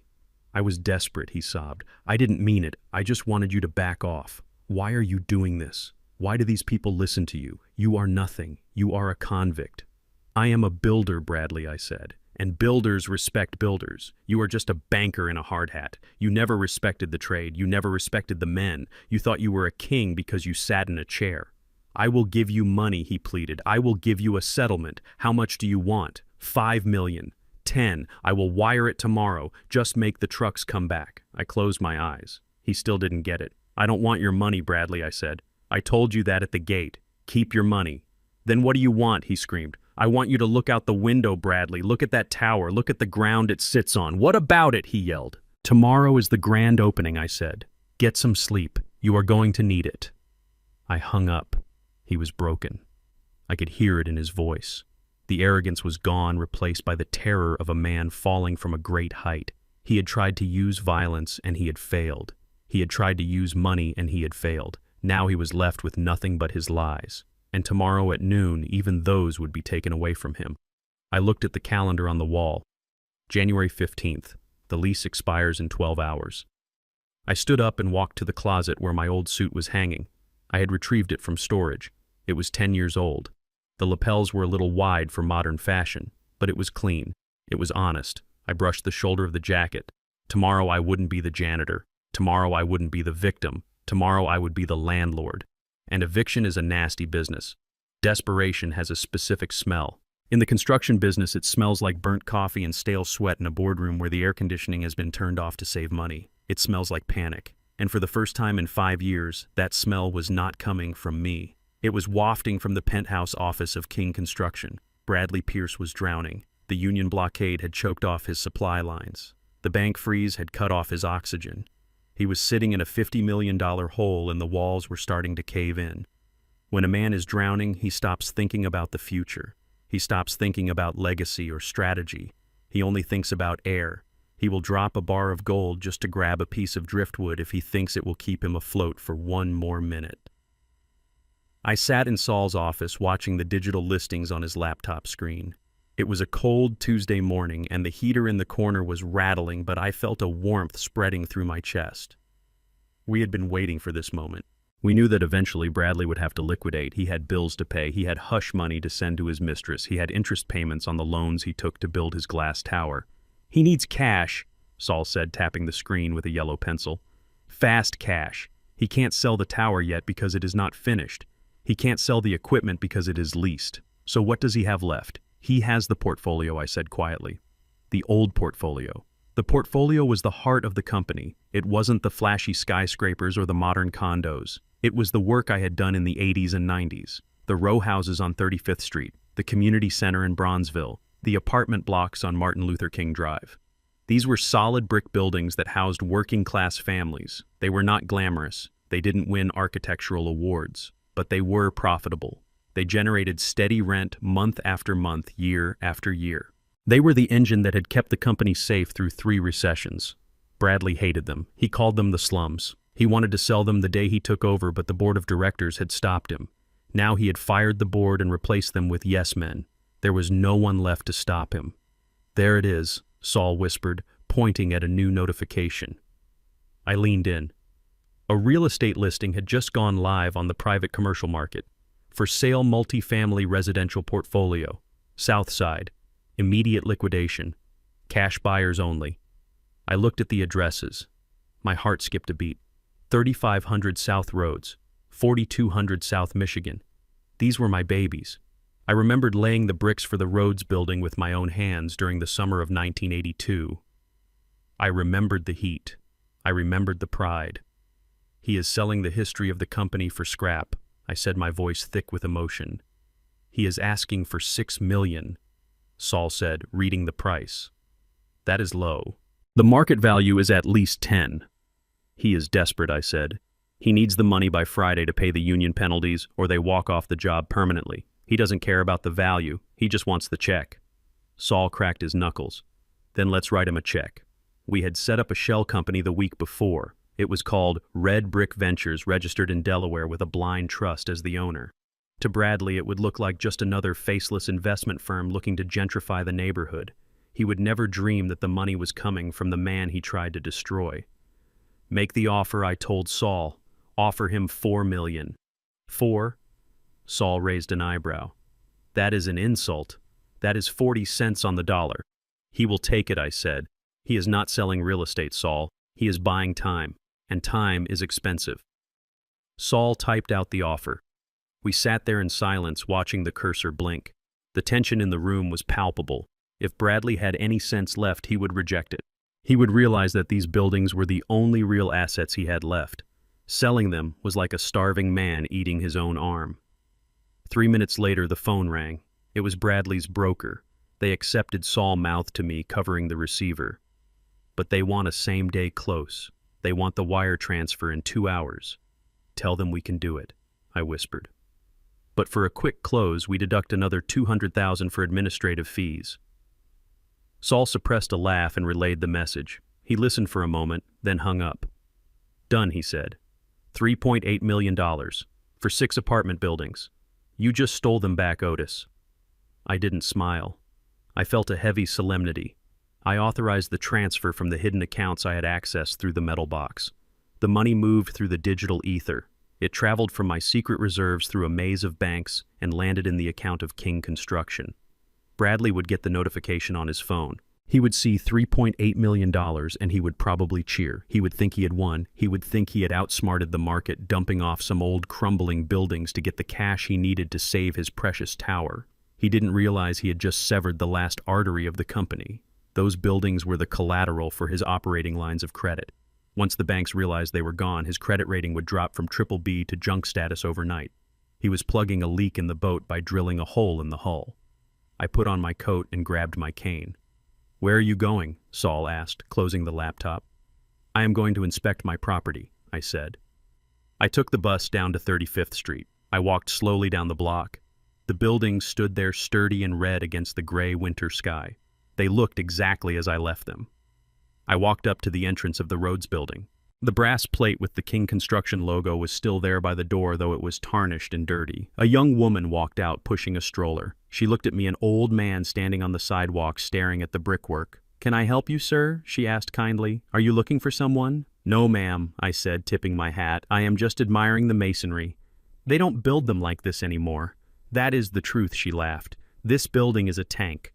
My heating bill is low and the walls are thick. It is a good place to raise a family." I watched her walk away. A good place to raise a family. That was all I ever wanted to build. Bradley wanted to build monuments to his own ego. I wanted to build homes.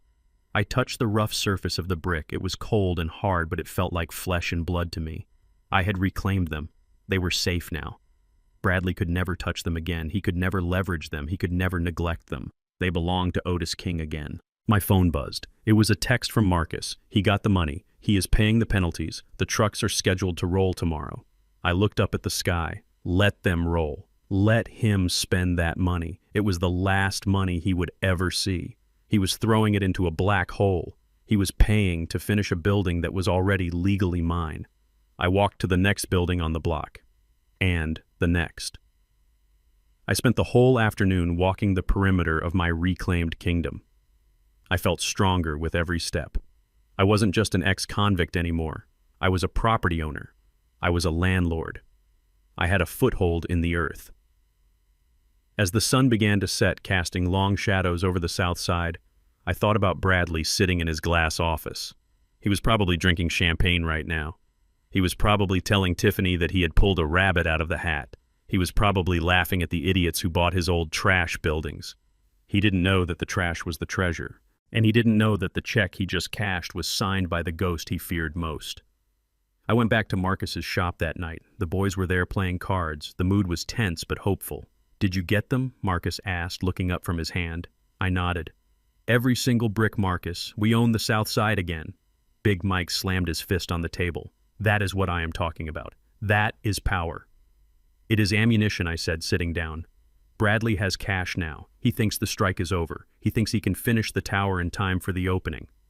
"Let him think that," Marcus grinned. "Exactly," I said. "We let the trucks through tomorrow. We let him finish the lobby. We let him polish the floors and hang the chandeliers. We let him spend every last dime of that $3.8 million. Why?" Big Mike asked. "Why not keep squeezing him?" "Because I want the building finished," I said, pouring myself a cup of coffee. "It is a nice building, Mike. It will make a beautiful addition to the King Construction portfolio once we evict the tenant." The room went silent as the men realized the scope of the plan. I wasn't just trying to stop him. I was letting him do the work for me.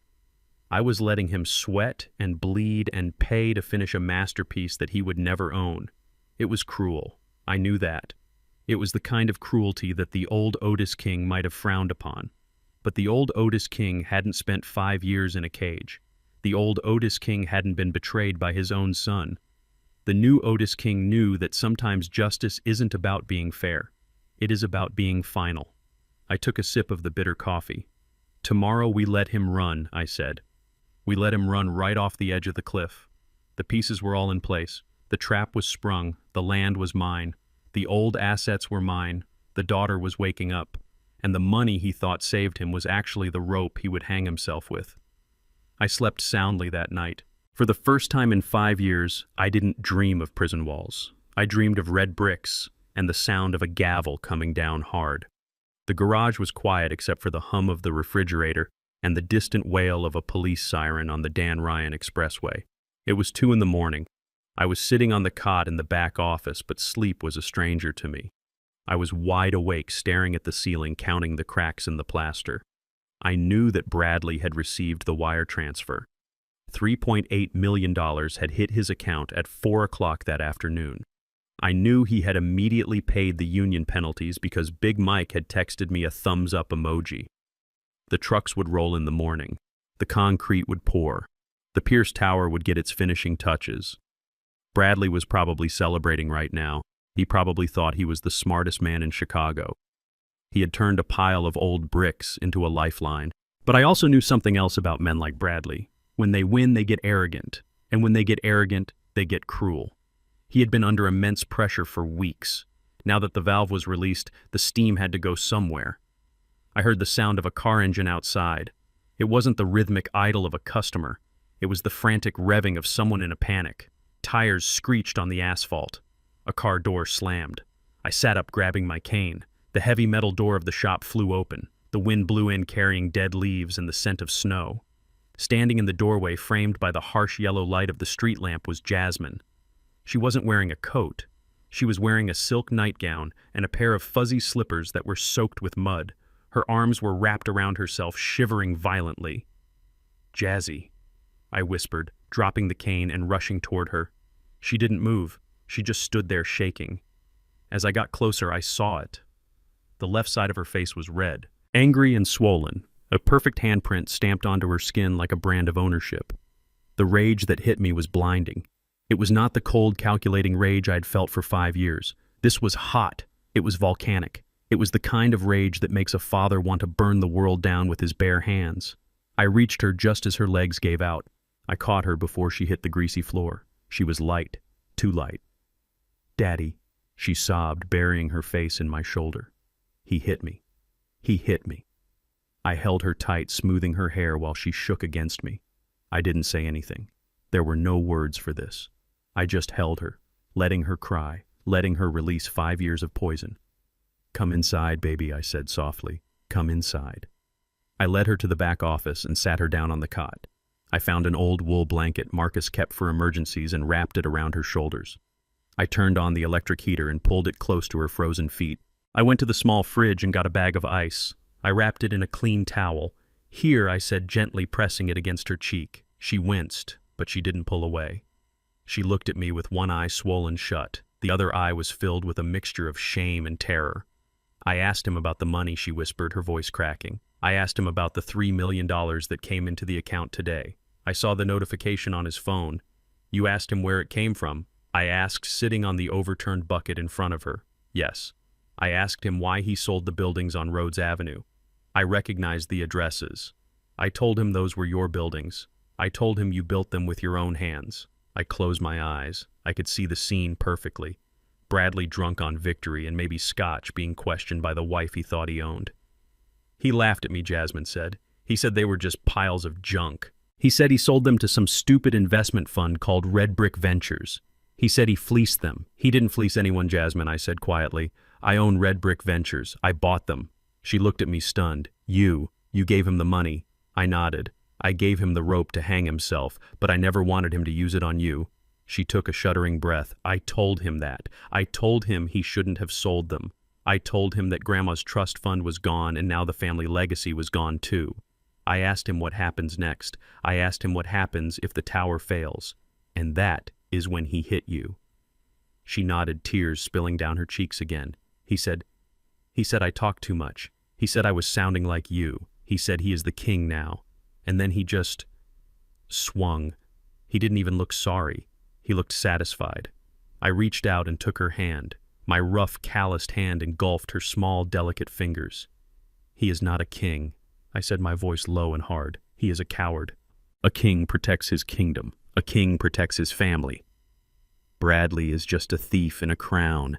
"Daddy," she whispered, squeezing my hand. "I am so sorry. I believed him. For 5 years I believed him. He told me you were sick. He told me you stole from the pension fund because you were scared of getting old and being poor." It sounded so logical the way he explained it.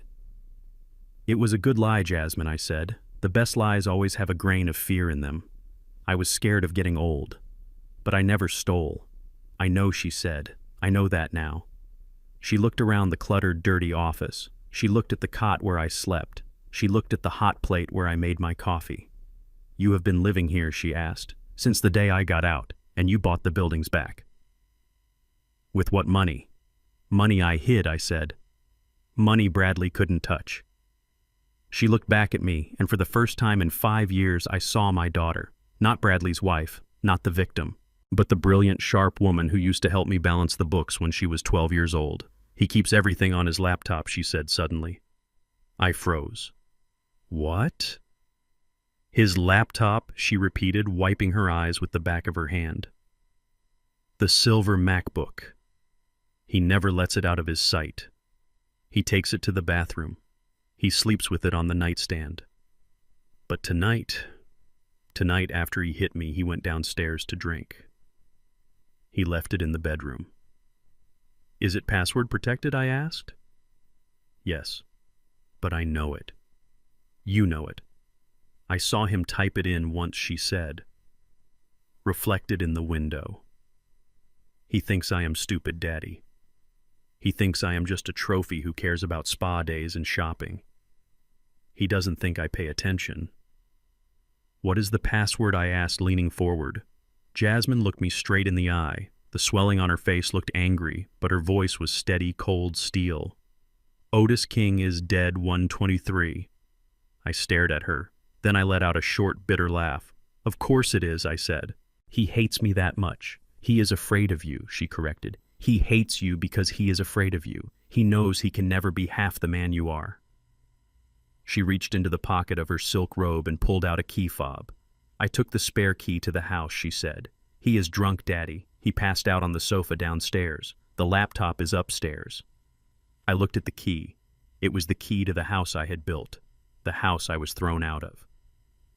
"You want me to go get it?" I asked. "No," she said, standing up.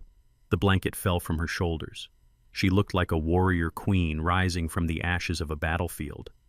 "We are going to get it. Together." "Are you sure, Jasmine? You don't have to go back there. You can stay here. Marcus will protect you." "I am done hiding," she said. "I am done being protected. I want to see his face when you walk in. I want to see him realize that he didn't break me." I stood up and put my hands on her shoulders. I looked into her eyes. "We are not just going to get a laptop," I said. "We are going to get your life back." We walked out to Marcus's truck. I didn't want to take her car. I wanted something heavy, something solid. I drove. Jasmine sat in the passenger seat, staring out the window at the dark city streets. "Daddy," she said softly as we turned onto the highway. "Yeah, baby. Is it true about the land? Does the building really belong to you tomorrow?"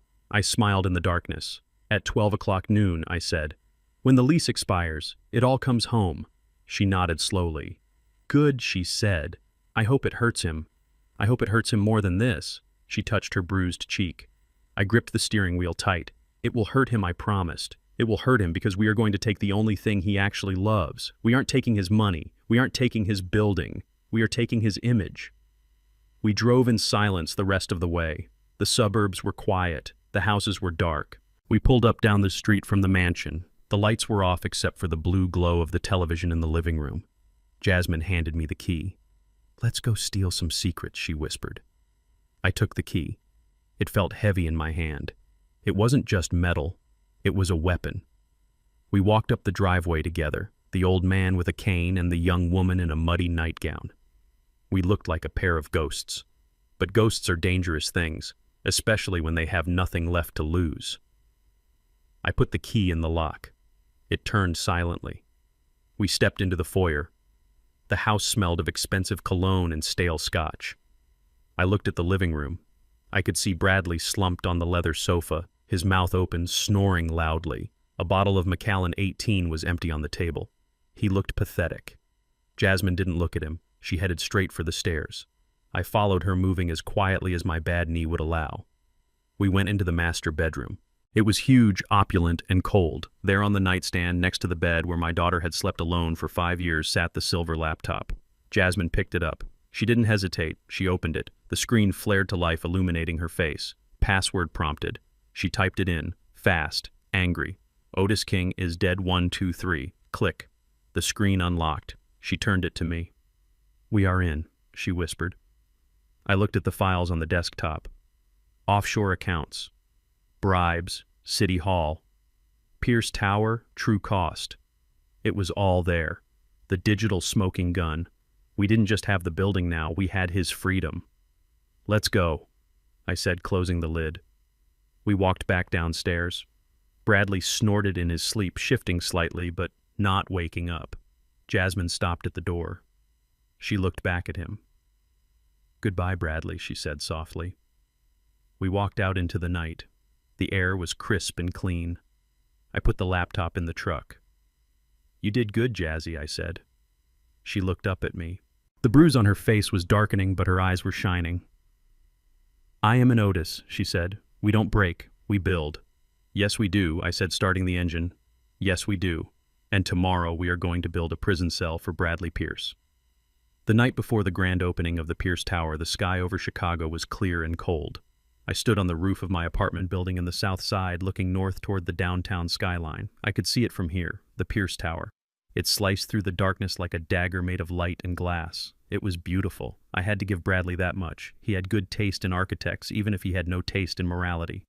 The building was lit up like a Christmas tree, a beacon of modern luxury that screamed success to anyone who didn't know the rot that lay beneath its foundation. From where I stood, I imagined Bradley was standing in the penthouse right now. I imagined him holding a glass of that expensive scotch he bought with my daughter's inheritance, looking out over the city he thought he had conquered. He was probably laughing. He had survived the strike. He had survived the bank freeze. He had survived the cash flow crisis by selling off my life's work for pennies on the dollar. He thought he had outmaneuvered the old man. He thought the game was over and he had won. But Bradley Pierce was not a builder. He was a gambler. And like all bad gamblers, he didn't know when to walk away from the table. He had pushed all his chips into the center. He had bet his reputation, his marriage, his freedom, and stolen money on this one building. He needed the grand opening to be perfect. He needed to sell 50% of the condos on day one just to pay back the loan sharks and the angry suppliers. He didn't know that the table he was playing on was rigged. I went back downstairs to Marcus's office. The mood was different tonight. There was no pizza. There were no jokes. Saul was there wearing a suit that was actually pressed for once. Jasmine was sitting in the corner clutching a mug of tea, looking pale but determined. Marcus was polishing his boots. It felt less like a construction office and more like a trench before the whistle blows. Saul had the document spread out on the desk. It was the original deed from the metal box. The paper was yellowed and brittle, but the ink was black and permanent. "Read it again, Saul," I said, leaning on my cane. "I want to hear the music." Saul adjusted his glasses. He ran a finger down the page to the section titled Term of Lease. Ground lease agreement, dated January 15th, 2004. Saul read, his voice steady. Between Otis King, hereafter referred to as the lessor, and King Construction Inc., hereafter referred to as the lessee. He paused for effect. The term of this lease shall be for a period of 20 years. Commencing on January 15th, 2004 and terminating at 12:00 p.m. on January 15th, 2024. "Tomorrow at noon," Jasmine whispered. "Exactly," I said. "But Daddy," she asked, looking confused. "Why does Bradley think it is 99 years? Every document in the company computer says 99 years. The banks think it is 99 years. The investors think it is 99 years. I smiled. It was a memory that still made me chuckle, because 20 years ago when we digitized the company records, I hired a temp agency to input the data I explained. The girl who typed in this file was named Brenda. She was 19 and she was bored. She saw ground lease and she assumed it was standard. In Chicago, most ground leases are 99 years. She didn't read the paper. She just typed 99 into the box and hit enter. "And you never corrected it?" Saul asked, grinning. "I tried to," I said. I went to the filing cabinet to pull the original to show her. But then I stopped. I held that paper in my hand and I looked at the young executives I was hiring. I looked at the way the industry was changing. It was becoming less about building and more about greed.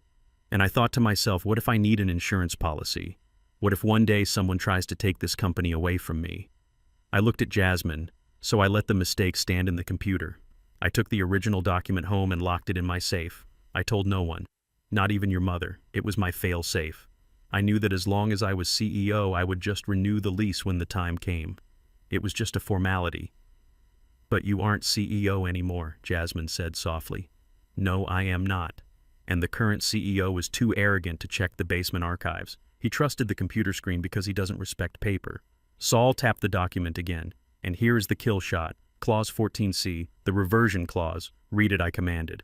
"Upon expiration of this lease without a signed renewal agreement, all improvement structures, fixtures, and developments erected upon the land shall revert to the sole ownership of the lessor, without compensation to the lessee."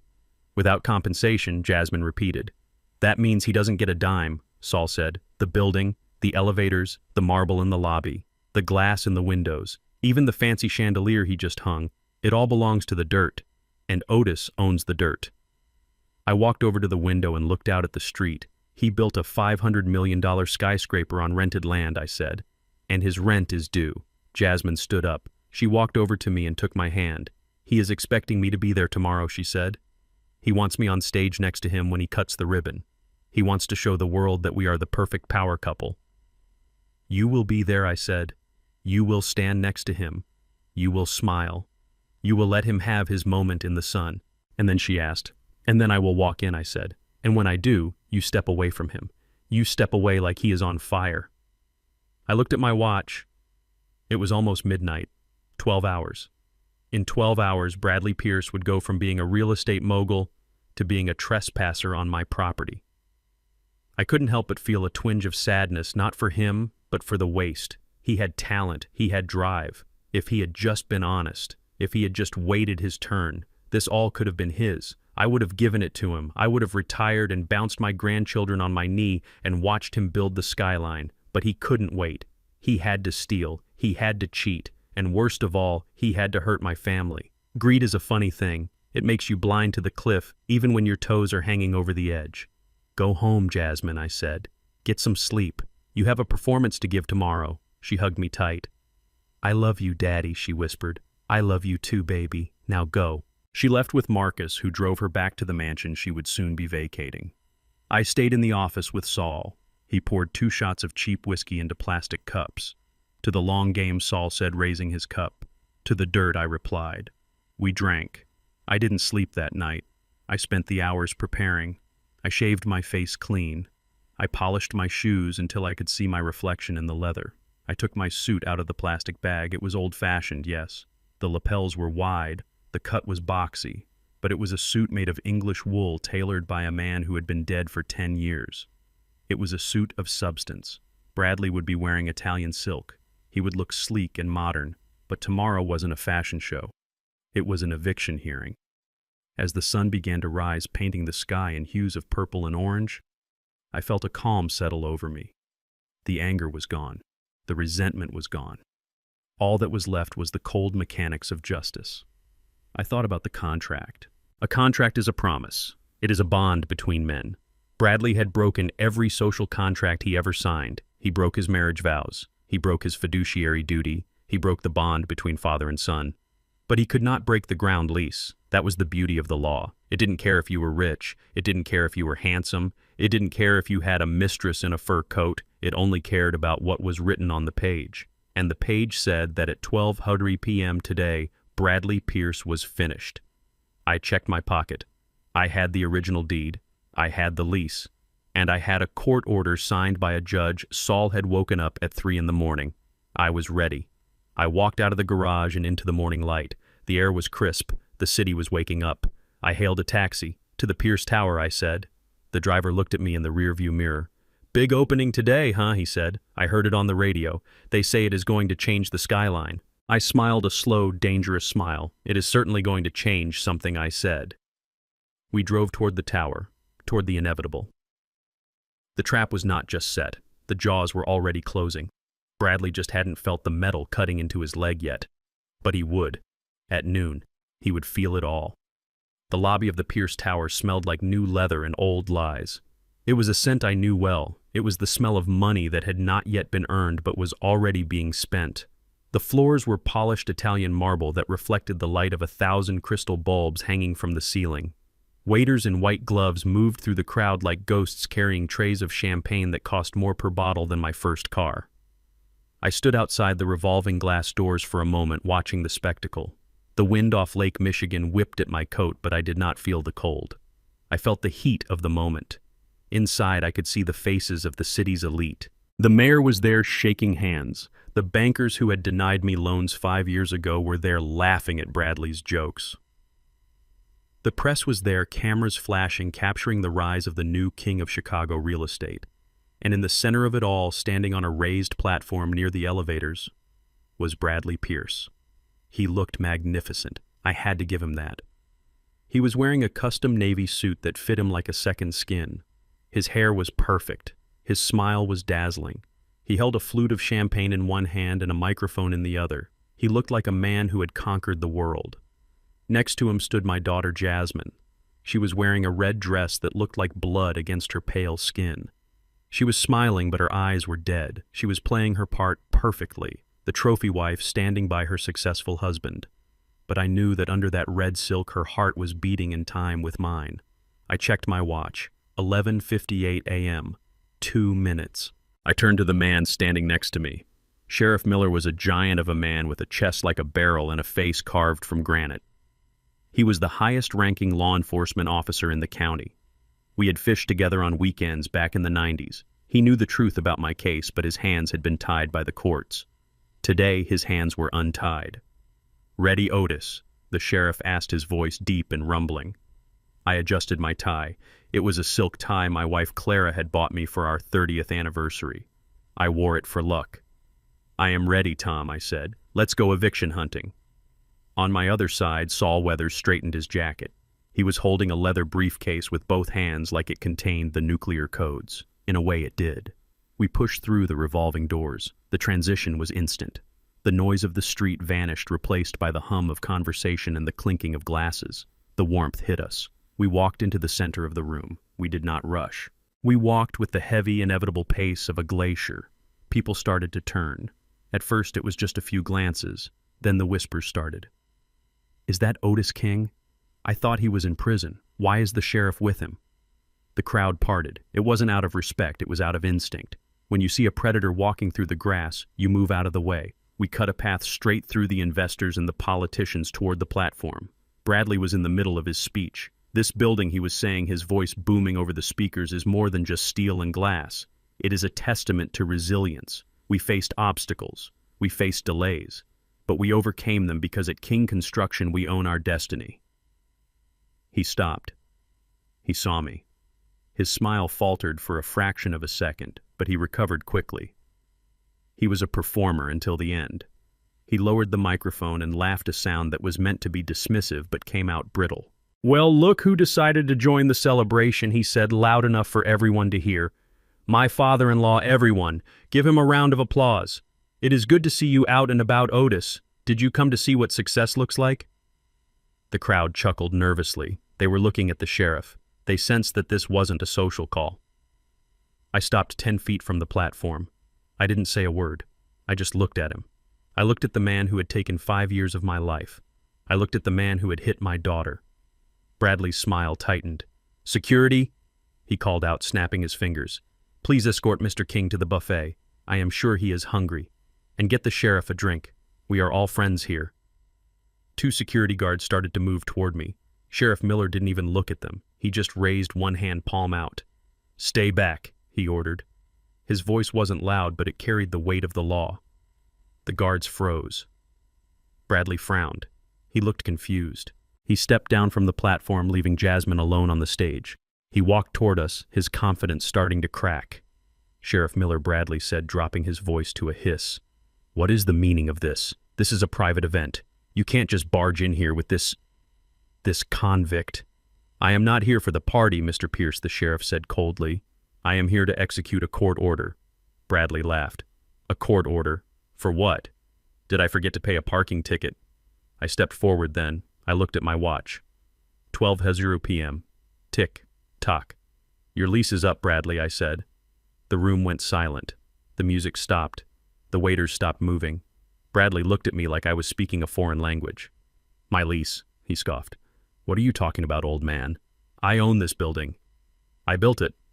You built the building, I said, my voice projecting clear and strong to the back of the room. But you do not own the land it sits on. I nodded to Saul. Saul stepped forward and opened his briefcase. He pulled out the original deed and the ground lease agreement. He held them up. Ground lease agreement 001, Saul announced, reading from the paper. Dated January 15, 2004. Between Otis King and King Construction. Term of lease 20 years. He looked at Bradley over the rim of his glasses. Expiration date January 15, 2024. At 12:00 p.m. Bradley turned pale. He looked at the paper. Then he looked at me. That is a lie, he shouted, pointing a shaking finger. The records say 99 years. I saw it on the computer. My lawyers saw it. It is 99 years. Computers can be wrong, Bradley, I said calmly. Data entry clerks make mistakes. But paper does not lie, and ink does not change. I took the document from Saul and held it out to him. Read it, Bradley. Read Clause 14C. He snatched the paper from my hand. He scanned it frantically. His eyes darted back and forth. I saw the exact moment his heart stopped. I saw the blood drain from his face, leaving him looking like a wax figure. No, he whispered. This is a forgery. You forged this. Sheriff Miller stepped in. The document has been authenticated by the court, Mr. Pierce, the sheriff said. Judge Reynolds signed the eviction order this morning. The lease is valid. The term has expired. And the reversion clause, Saul added, his voice dripping with satisfaction. Upon expiration, all structures and improvements revert to the owner of the land. Bradley dropped the paper. It fluttered to the marble floor, landing softly at his feet. He looked around the room. He looked at the investors who were now pulling out their phones, calling their lawyers. He looked at the bankers who were backing away toward the exits. You can't do this, he screamed, his voice cracking. I spent $500 million on this tower. It is mine. It was yours, I corrected, until a minute ago. Now it is a trespass on my property. I pointed to the door. Get out, Bradley. No, he roared. No, this is my building security. Throw them out. Nobody moved. The security guards were looking at the sheriff. The guests were looking at the floor. Bradley turned to the stage. He turned to the one person he thought he still controlled. Jasmine, he yelled. Tell them this is insane. Tell them we own this. Jasmine stood on the platform looking down at him. She looked beautiful and terrible, like an avenging angel. She picked up the microphone. Bradley waited, expecting her to defend him, expecting her to lie for him one last time. Jasmine looked him in the eye. It is over, Bradley, she said. Her voice was amplified, echoing through the cavernous lobby. She stepped off the platform. She didn't walk toward him. She walked toward me. She came to my side and took my arm. She looked at the sheriff. My husband is trespassing, officer, she said. Please remove him. Bradley made a sound that wasn't human. It was the sound of a wounded animal. He lunged toward us, his hands reaching for my throat. You ungrateful bitch, he screamed. I made you. Sheriff Miller moved faster than a man his size should be able to move. He stepped in front of me and caught Bradley by the lapels of his expensive suit. He slammed him back against a marble pillar. Bradley Pierce, you are under arrest, the sheriff said. Arrest, Bradley gasped, struggling against the grip. For what? Trespassing is a misdemeanor. For trespassing, yes, the sheriff said, spinning him around and slapping handcuffs on his wrists. The metal clicked shut, echoing loudly in the silent lobby. But also for embezzlement, Saul piped up, holding up another file. And for wire fraud. And for grand larceny involving the theft of the Rhodes Avenue properties. We have the logs from your laptop, Bradley. Jasmine gave us the password. Bradley froze. He stopped struggling. He looked at Jasmine. You, he whispered. You stole my laptop. I took back my life, Jasmine said coldly. The sheriff hauled him upright. Let's go, Mr. Pierce. You have the right to remain silent, and I suggest you use it. They dragged him toward the door. The same revolving door he had walked through as a king, he was now exiting as a prisoner. The cameras flashed. The reporters shouted questions. Mr. Pierce, is it true you lost the building? Mr. Pierce, did you steal from your own wife? I watched him go. I watched the man who had tried to bury me be dragged out into the cold. When the doors stopped spinning, the lobby was deathly quiet. I looked around at the crowd, the elite of Chicago, the people who had watched me fall and done nothing. I walked to the platform. I climbed the stairs, my bad knee aching but holding strong. I picked up the microphone Bradley had dropped. I tapped it twice. Ladies and gentlemen, I said. They looked up at me. My name is Otis King. I paused, letting the name sink in. I apologize for the interruption, but there has been a change in management. I looked at the bankers in the front row. This building is now under new ownership. If you have business with the Pierce Tower, I suggest you call my lawyer. His name is Saul Weathers. I pointed to Saul, who waved cheerfully. However, I continued looking at the buffet tables laden with food. I hate to see good food go to waste, and I hate to see a party end early. So please, stay, eat, drink. I smiled a genuine warm smile. Consider it a celebration of justice. I put the microphone down. I walked down the stairs to where Jasmine was waiting. She was crying silent tears of relief. We did it, Daddy, she whispered. I put my arm around her. We did it, baby. I looked up at the ceiling, at the chandeliers, at the soaring glass walls. It was a magnificent building, and now it was finally built on solid ground. Let's go, I said. Where, she asked. To the kitchen, I said. I want to thank the staff. They are the ones who really built this place. We walked away from the stunned crowd, leaving them to their whispers and their champagne. Outside, the sirens were fading into the distance, carrying Bradley Pierce to the same cell block I had just left. The balance was restored, the check was paid, and the king was back on his throne. The sound of a man laughing when he is standing on a trapdoor is a sound you never forget. It is a hollow, confident sound that echoes off the walls and bounces back to mock him. Bradley Pierce was laughing at me. He was standing on the marble podium of the building he had sacrificed his soul to build, and he was laughing at the man who owned the ground beneath his feet. You are insane, Otis, Bradley shouted, his voice amplifying over the sound system. You have finally lost it. Prison rot has eaten your brain. This is my building. My name is on the door. My money paid for the steel. My sweat paid for the concrete. He turned to the crowd, spreading his arms wide like a conductor leading an orchestra. I apologize, everyone, he said, flashing that $1,000,000 smile. My father-in-law is confused. He thinks it is 20 years ago. He thinks he still matters. He pointed a manicured finger at the security guards who were hesitating by the door. I said get him out, Bradley screamed, his smile vanishing, instantly replaced by the snarl of a cornered dog. Drag him out. Throw him in the street where he belongs. The guards looked at Sheriff Miller. The sheriff just shook his head once. A subtle movement, but it was enough. The guards took a step back. They knew who held the real power in this city, and it wasn't the man in the shiny suit. Bradley saw them retreat. His face turned a shade of red that clashed with his navy tie. Fine, he spat. I will do it myself. He stormed down the stairs of the stage. He was coming for me. He was going to put his hands on me in front of the press, in front of the investors, in front of God and everyone. But before he could reach me, a voice cut through the air like a razor blade. Read the document, Saul. It was my voice. Calm, steady, the voice of a foreman giving an order over the roar of a jackhammer. Saul Weathers stepped forward. He didn't look like a disbarred lawyer working out of a basement anymore. He looked like the Grim Reaper in a pinstripe suit. He opened the leather folder in his hands. The paper inside was old. It crinkled as he unfolded it. The sound was quiet, but in that silent lobby it sounded like a gunshot. Ground lease agreement number 001. Saul read his voice projecting to the back of the room. Dated January 15th, 2004, between Otis King Lessor and King Construction Lessee. Bradley stopped 10 feet away from me. He froze. What is this garbage? He hissed. Clause 3. Term of lease. Saul continued, ignoring him.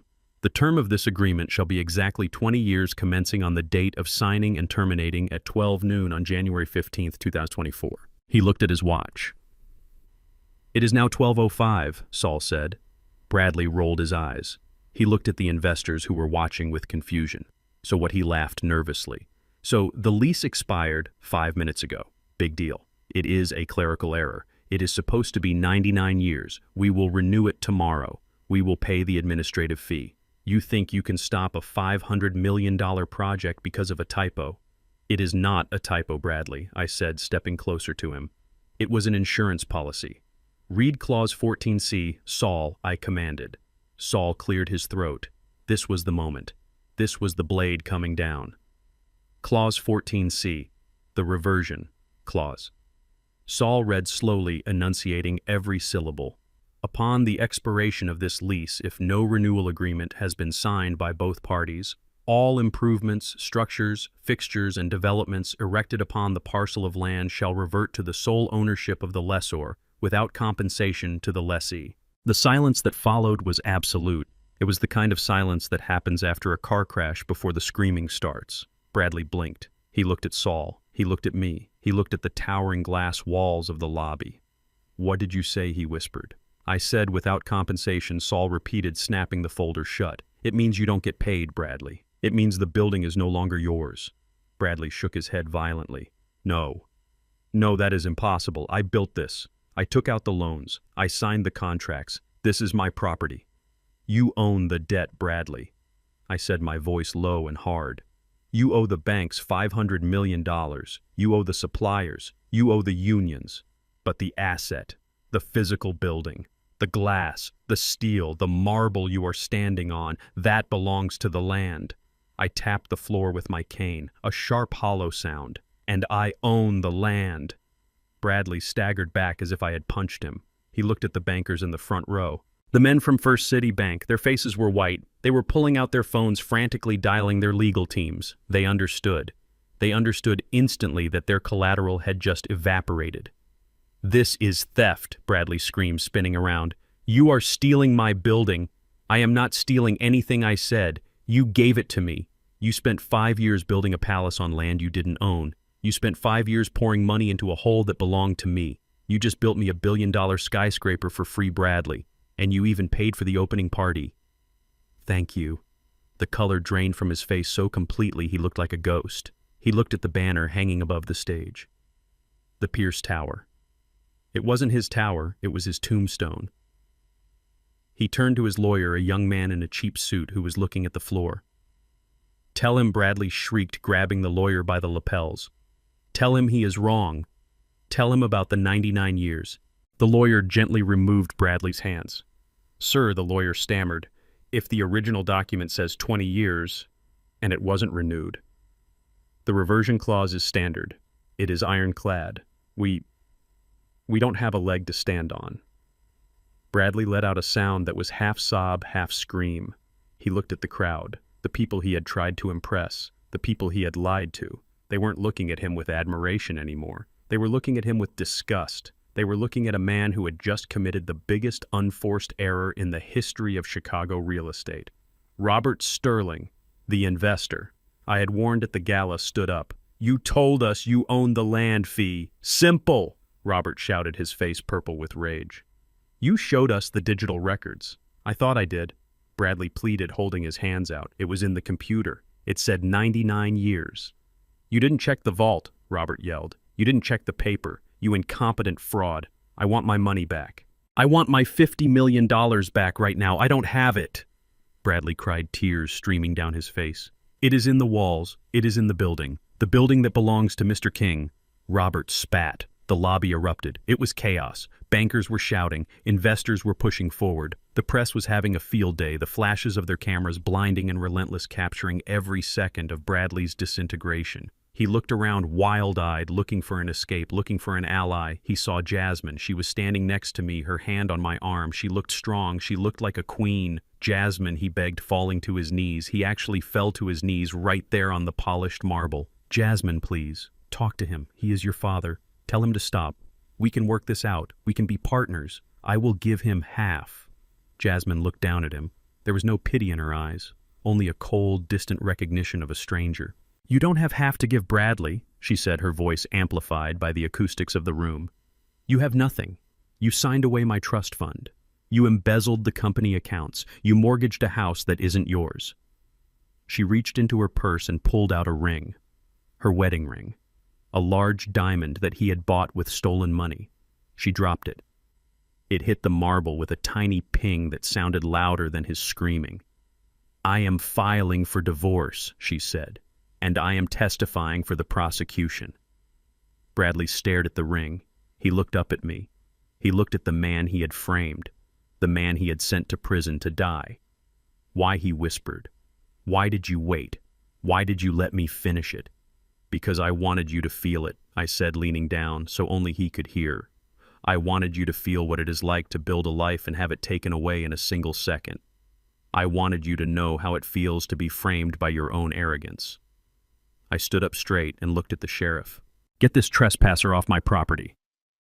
Sheriff Miller stepped forward and hauled Bradley to his feet. Bradley was limp. He didn't fight. The fight had left him the moment the clause was read. He was a shell. A man who had flown too close to the sun on wings made of stolen wax. As they dragged him away, passing the buffet tables, passing the ice sculptures, passing the life he thought he deserved. The room fell silent again. I looked at the crowd. I looked at the terrified bankers. I stepped up to the microphone. I adjusted my tie. The Pierce Tower is closed, I said, my voice calm. I looked up at the ceiling, at the soaring heights of the atrium. Welcome to the King Tower. And then, for the first time in 5 years, I let out a breath that I had been holding since the day the handcuffs clicked on my wrists. It was over. The payoff wasn't the money. The payoff wasn't the building. The payoff was the look in his eyes when he realized that the old man he threw away was the one holding the deed to his soul. I turned to Jasmine. Let's go get some lunch, I said. I think I am finally hungry. The crowd parted for us as we walked out. Not out of fear this time, but out of respect. The king had returned, and his castle was finally complete. The walk from the revolving doors of the lobby to the curb was only 50 feet, but for Bradley Pierce it must have felt like the Bataan Death March. The flashbulbs were blinding, popping like mortar fire in a war zone. The reporters were shouting questions that sounded like accusations. They were asking about the fraud. They were asking about the mistress. They were asking about the stolen trust fund. But the loudest voices were not the reporters. They were the men in the expensive suits who had been drinking his champagne 5 minutes ago. Robert Sterling, the investor who had demanded his $50 million back, was following us out. He wasn't walking with the dignity of a banker anymore. He was red-faced and spitting with rage. You are finished, Pierce Sterling screamed, his voice cracking. I am going to sue you for every penny. I am going to take your house. I am going to take your car. I am going to take the fillings out of your teeth. Behind him were the representatives from First City Bank. They looked terrified. They knew that when they went back to their office, they would be fired for lending $50 million on a building with no land rights. Their fear turned into viciousness. They were shouting at the sheriff, telling him to make sure Bradley didn't hide assets, telling him to freeze everything. And then there were the others. As we stepped out into the freezing Chicago air, I saw a black SUV parked across the street. It wasn't a police car. It wasn't a news van. It had tinted windows, and the engine was idling with a low, menacing rumble. Bradley saw it too. He stopped dead in his tracks. The sheriff tugged on his arm, but Bradley dug his heels into the slush. His eyes went wide with a terror that had nothing to do with the law. He recognized the car. It belonged to the loan sharks, the men he had borrowed from to pay the union penalties. The men who didn't file lawsuits but broke kneecaps. They knew. Bad news travels fast in the underworld. They knew the building was gone. They knew their collateral was gone. And they were waiting.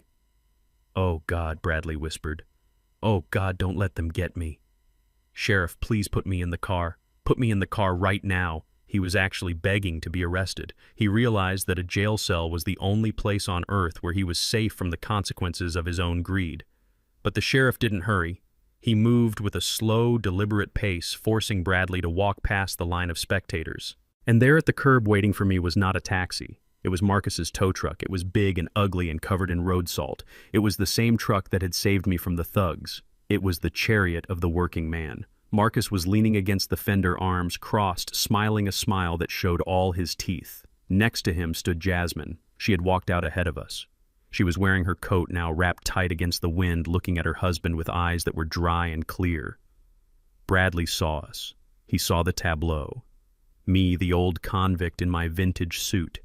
Jasmine, the liberated wife. Marcus, the loyal friend. Something inside him snapped. The reality of his situation crashed down on him. The loss of the money was one thing, but the loss of the image was what killed him. He was no longer the golden boy. He was a fraud exposed in front of the entire city.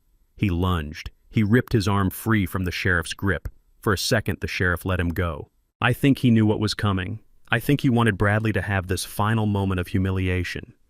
Bradley ran toward me. He didn't run like a man attacking. He ran like a child seeking shelter. He slipped on the ice. His Italian leather shoes had no traction on the slick pavement. He went down hard. He hit the slush with a wet thud that made the crowd gasp. He scrambled on his hands and knees. His navy suit, the one that cost $5,000, was instantly soaked with gray, freezing mud. He looked up at me. His hair was matted to his forehead. His face was streaked with tears and snot. It was the exact reverse of the day I got out of prison. That day I had stood in the cold with a plastic bag while he leaned against his warm car. Now he was in the mud, and I was standing on the high ground.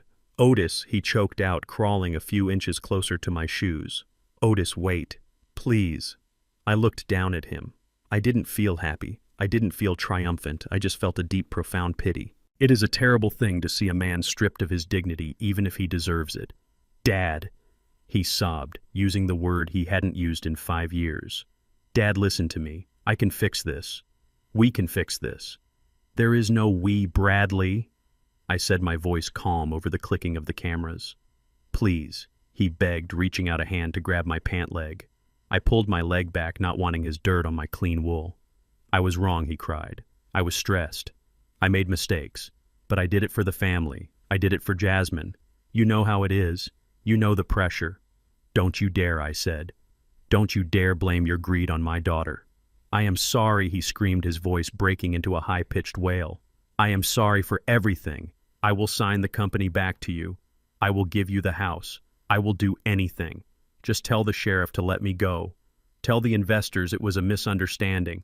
Please, Dad, give me a chance. He was hyperventilating now. I am family, he whispered. Doesn't that mean anything? Give me one chance. I looked at him kneeling in the snow. I looked at the crowd watching us. I looked at the building towering above us. My building. I took a step closer. I leaned down so our faces were level. I gave you a chance, Bradley, I said softly. He looked up, hope flickering in his eyes. I gave you 5 years, I said. The hope died. I gave you 5 years while I sat in a cage. Every day of those 5 years was a chance.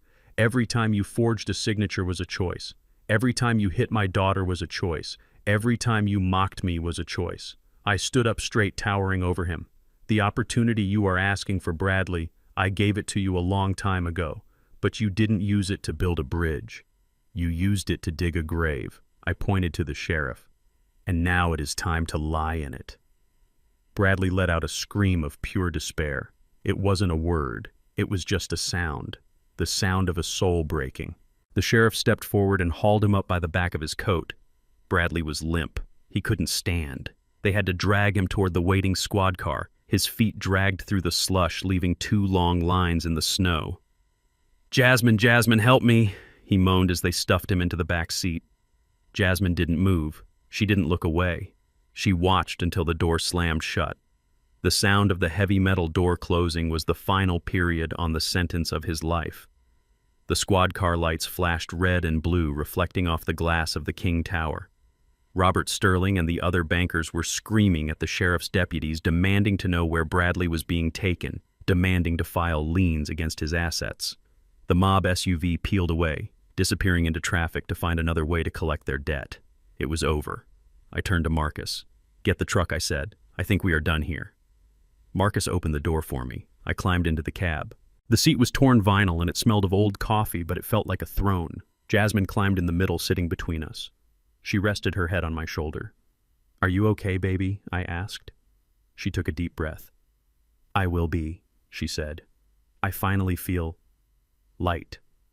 I looked out the window as we pulled away. The crowd was still milling around the entrance of the tower, confused and excited. I saw the $100 bill Bradley had thrown at me the night of the gala in my mind. I saw his arrogant smile, and then I saw him on his knees in the mud. My grandmother used to say that the higher a monkey climbs, the more you see his behind. Bradley had climbed to the very top, and the whole world had seen exactly who he was. I patted Jasmine's hand. "Let's go home," I said. "Not the mansion, not the penthouse, but home, the place where the bricks are real and the people are loyal." As we drove away from the glistening tower, I didn't look back. I didn't need to. I knew it would be there tomorrow, and the day after that, and 99 years after that, because it was built on my land, and I wasn't going anywhere.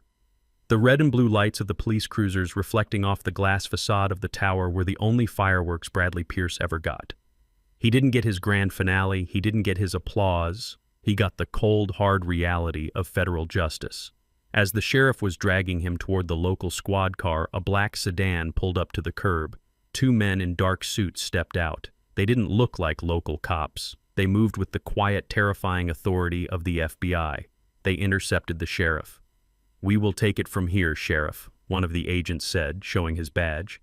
Bradley looked at them, his eyes widening in a new kind of panic. "FBI," he stammered. "Why is the FBI here? I just trespassed. It is a local matter." The agent didn't smile. He pulled a folded piece of paper from his pocket. It wasn't an eviction notice. It was a federal indictment. "Bradley Pierce, you are under arrest for wire fraud, money laundering, and embezzlement of corporate funds across state lines. We have the logs from your laptop. We have the transfer records to Diamond Sky LLC. And we have a witness willing to testify to your coercion tactics." Bradley looked around frantically. "Who? Who is the witness?" Jasmine stepped forward. She stood next to me, wrapped in her coat, looking like the Statue of Liberty in the snow. "I am," she said clearly. Bradley stared at her. His mouth opened, but no sound came out. The betrayal he felt was ironic, considering he had spent 5 years betraying everyone who ever loved him. The agents handcuffed him. These weren't the comfortable cuffs of a county jail. These were federal restraints. They put him in the back of the sedan. He didn't scream this time. He didn't beg. He just slumped against the window, watching his life disappear. As the car pulled away, merging into the traffic of the city he wanted to own, I felt a hand on my shoulder. It was Saul. "He is gone," Otis Saul said. "With the evidence on that laptop and the violation of the Banking Acts, he is looking at 20 years minimum. He will be an old man when he gets out." "Older than me," I said. I looked up at the King Tower. My tower. The lights were still on. The party inside had stopped, but the building itself was alive. It was breathing. "What do we do now?" Saul asked. "Do you want to go up to the office? Do you want to sit in the CEO chair?" I thought about it. I thought about the mahogany desk. I thought about the view of the lake. I thought about the power that came with that chair. 5 years ago, I would have run up those stairs. I would have wanted to reclaim my throne. But I wasn't the same man anymore. Prison changes you. It strips away the vanity. It makes you realize that a chair is just furniture, and a view is just a window. "No, Saul," I said. "I don't want the chair." "Then who runs the company?" Saul asked, surprised.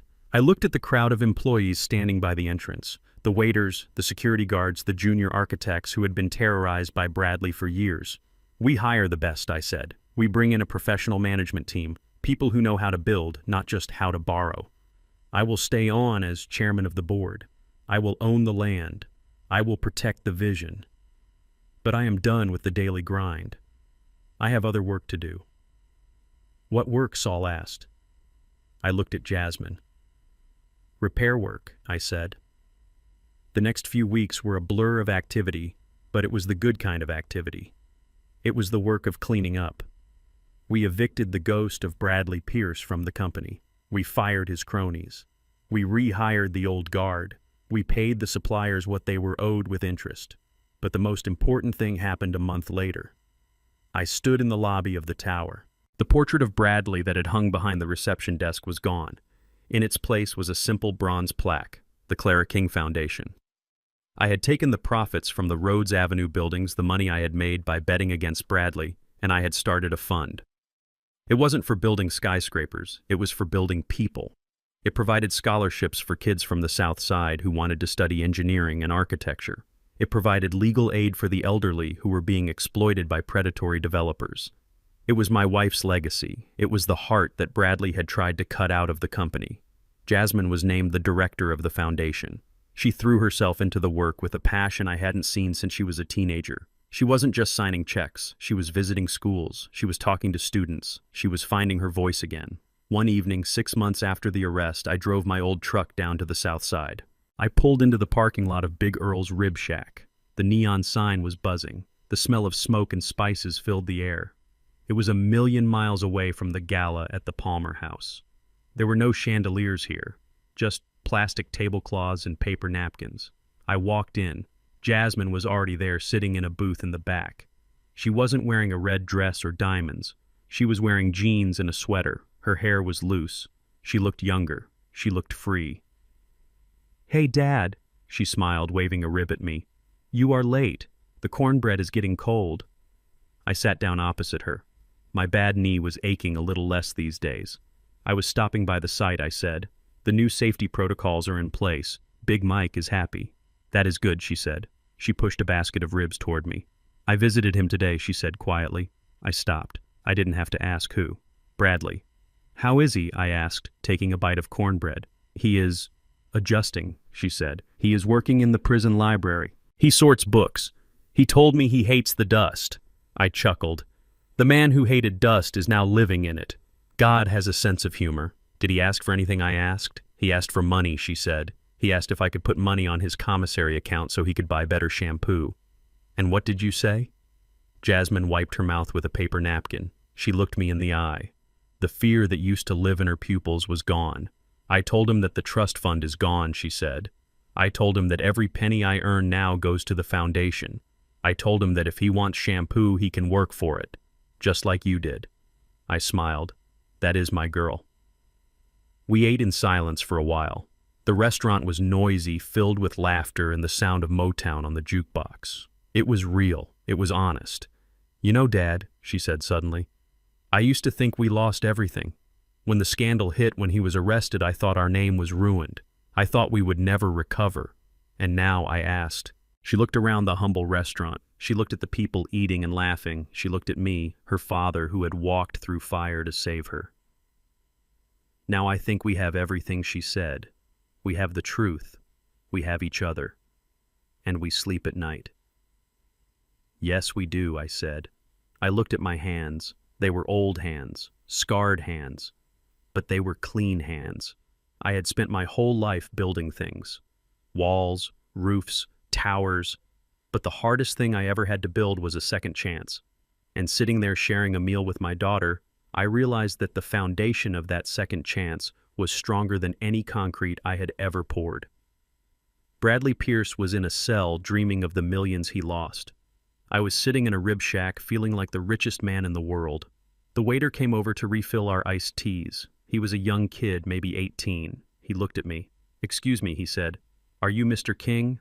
"Otis King." "I am son," I said. "My mom lives in the Rhodes building," the kid said. "The rent didn't go up this year. She said the new owner froze it. She said she can finally afford to send me to community college because of that. I just wanted to say thank you." I looked at the kid. I looked at Jasmine, who was beaming with pride. "You are welcome, son," I said. "Study hard. We might have a job for you when you graduate." The kid walked away grinning. I leaned back in the booth. This was it. This was the payoff. Not the applause of the bankers, not the envy of the rivals. It was the quiet respect of a neighbor. It was the safety of a home. It was the dignity of knowing that you own the ground you stand on. I raised my plastic cup of iced tea. "To the dirt," I said. Jasmine raised hers, clinking it against mine. "To the dirt," she agreed. We finished our meal. We walked out into the cool night air. The city of Chicago stretched out before us, a vast ocean of lights. Somewhere in that ocean was a tower with my name on it. But right here, right now, standing on the cracked sidewalk of the South Side, I felt more at home than I ever had in any penthouse. I unlocked my truck. "See you Sunday for dinner?" Dad, Jasmine asked. "I will be there," I said. I will bring the dessert. I watched her drive away. I got into my truck and started the engine. It roared to life, a solid, dependable sound. I drove home. Not to a mansion, but to a home. My name is Otis King. They tried to bury me, but they forgot that I am a seed, and the harvest is finally here. The carpenter's rule. You can build a skyscraper that touches the clouds, but if you don't own the dirt beneath it, you're just renting the view. Bradley mistook silence for weakness and gray hair for obsolescence. He forgot that the man who laid the first brick knows exactly where to pull to bring the whole wall down. True power isn't in the noise you make or the suits you wear. It's in the foundation you build when no one is watching. Never underestimate the architect of your fortune, especially when you're standing on his land. If you enjoyed this story of justice and redemption, please hit the like button and subscribe to the channel. Let me know in the comments which city you are watching from, and tell me if you have ever had to rebuild your life from the ground up. I read every comment, and I would love to hear your story. See you in the next video.